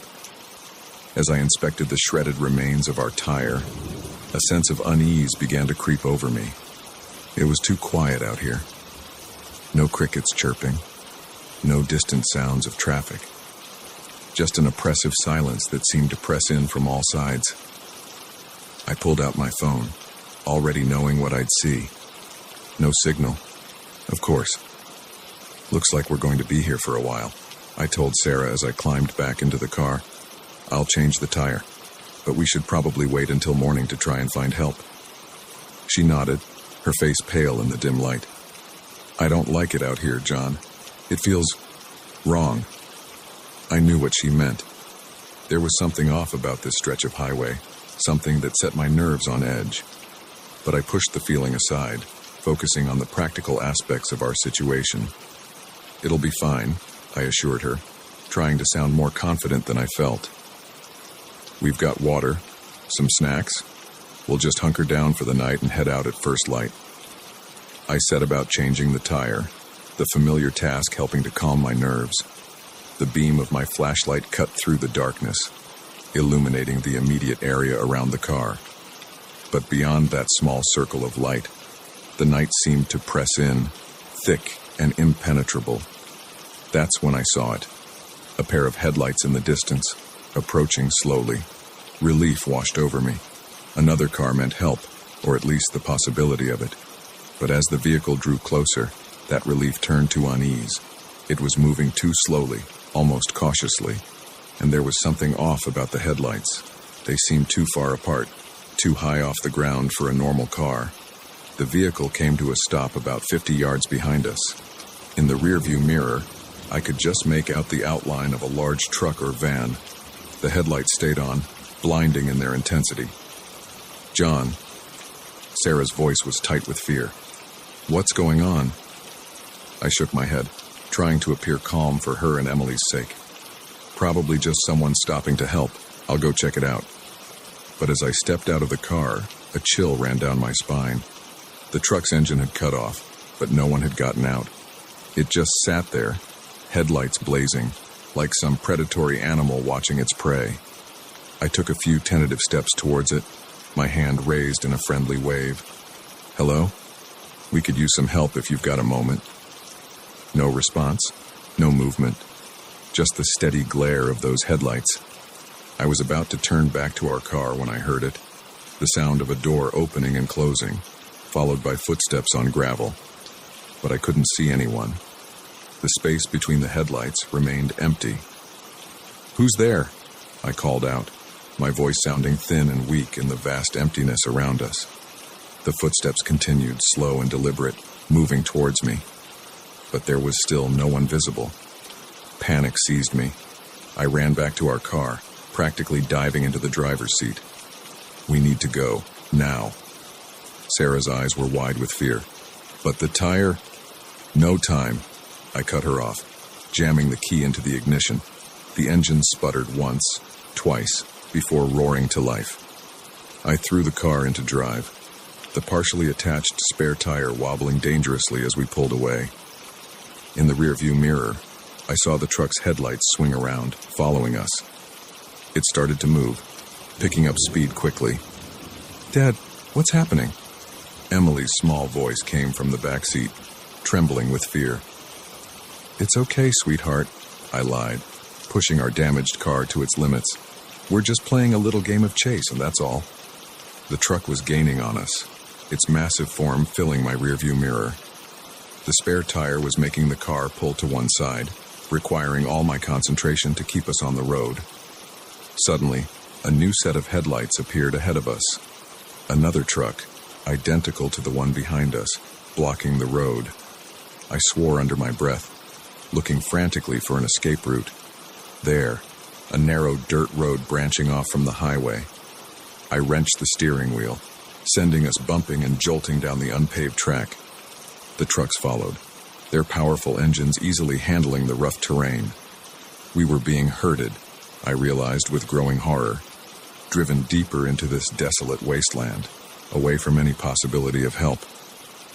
The dirt road ended abruptly at the edge of a cliff. I slammed on the brakes, our car skidding to a stop mere feet from the drop. The trucks pulled up behind us, boxing us in. "John!" Sarah's voice was barely a whisper. "What do we do?"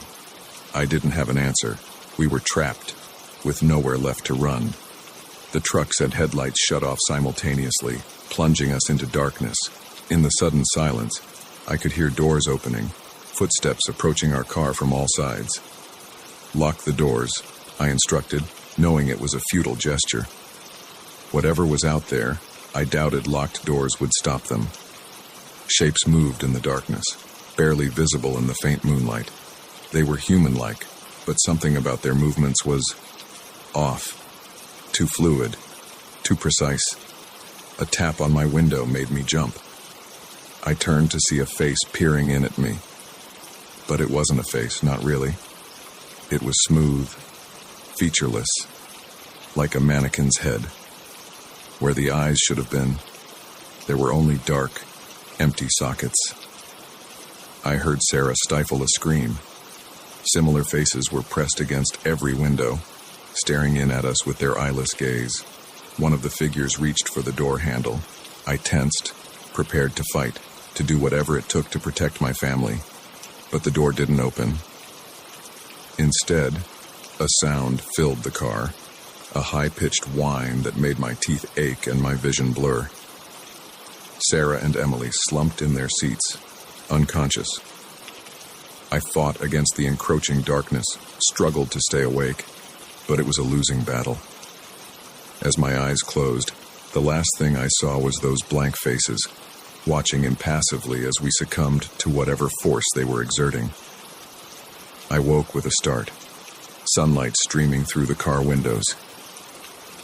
We were parked on the side of the highway, our spare tire properly attached. Sarah and Emily were stirring beside me, looking as confused as I felt. What happened? Sarah asked, rubbing her eyes. I shook my head, trying to clear the fog from my mind. I'm not sure. Must have been more tired than I thought. Pulled over to rest for a bit. But even as I said it, I knew it wasn't true. The events of the night came flooding back. The chase, the cliff, those faceless figures. It couldn't have been a dream. It had felt too real, too vivid.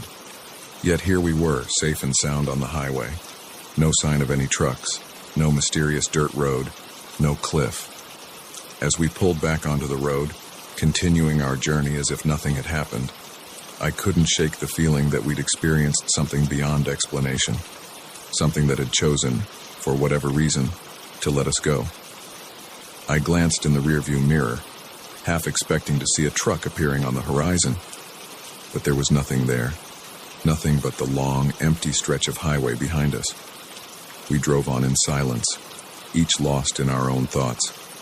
But I knew that none of us would ever look at a deserted highway the same way again, because now we knew what could be lurking out there in the darkness, waiting for unwary travelers. And as we passed a sign welcoming us to the next town, I made a silent vow. No more night driving. No more remote highways. From now on, we'd stick to the well-traveled roads, the busy interstates. Because sometimes, the things that go bump in the night are all too real. And not all of them are content to simply watch from the shadows.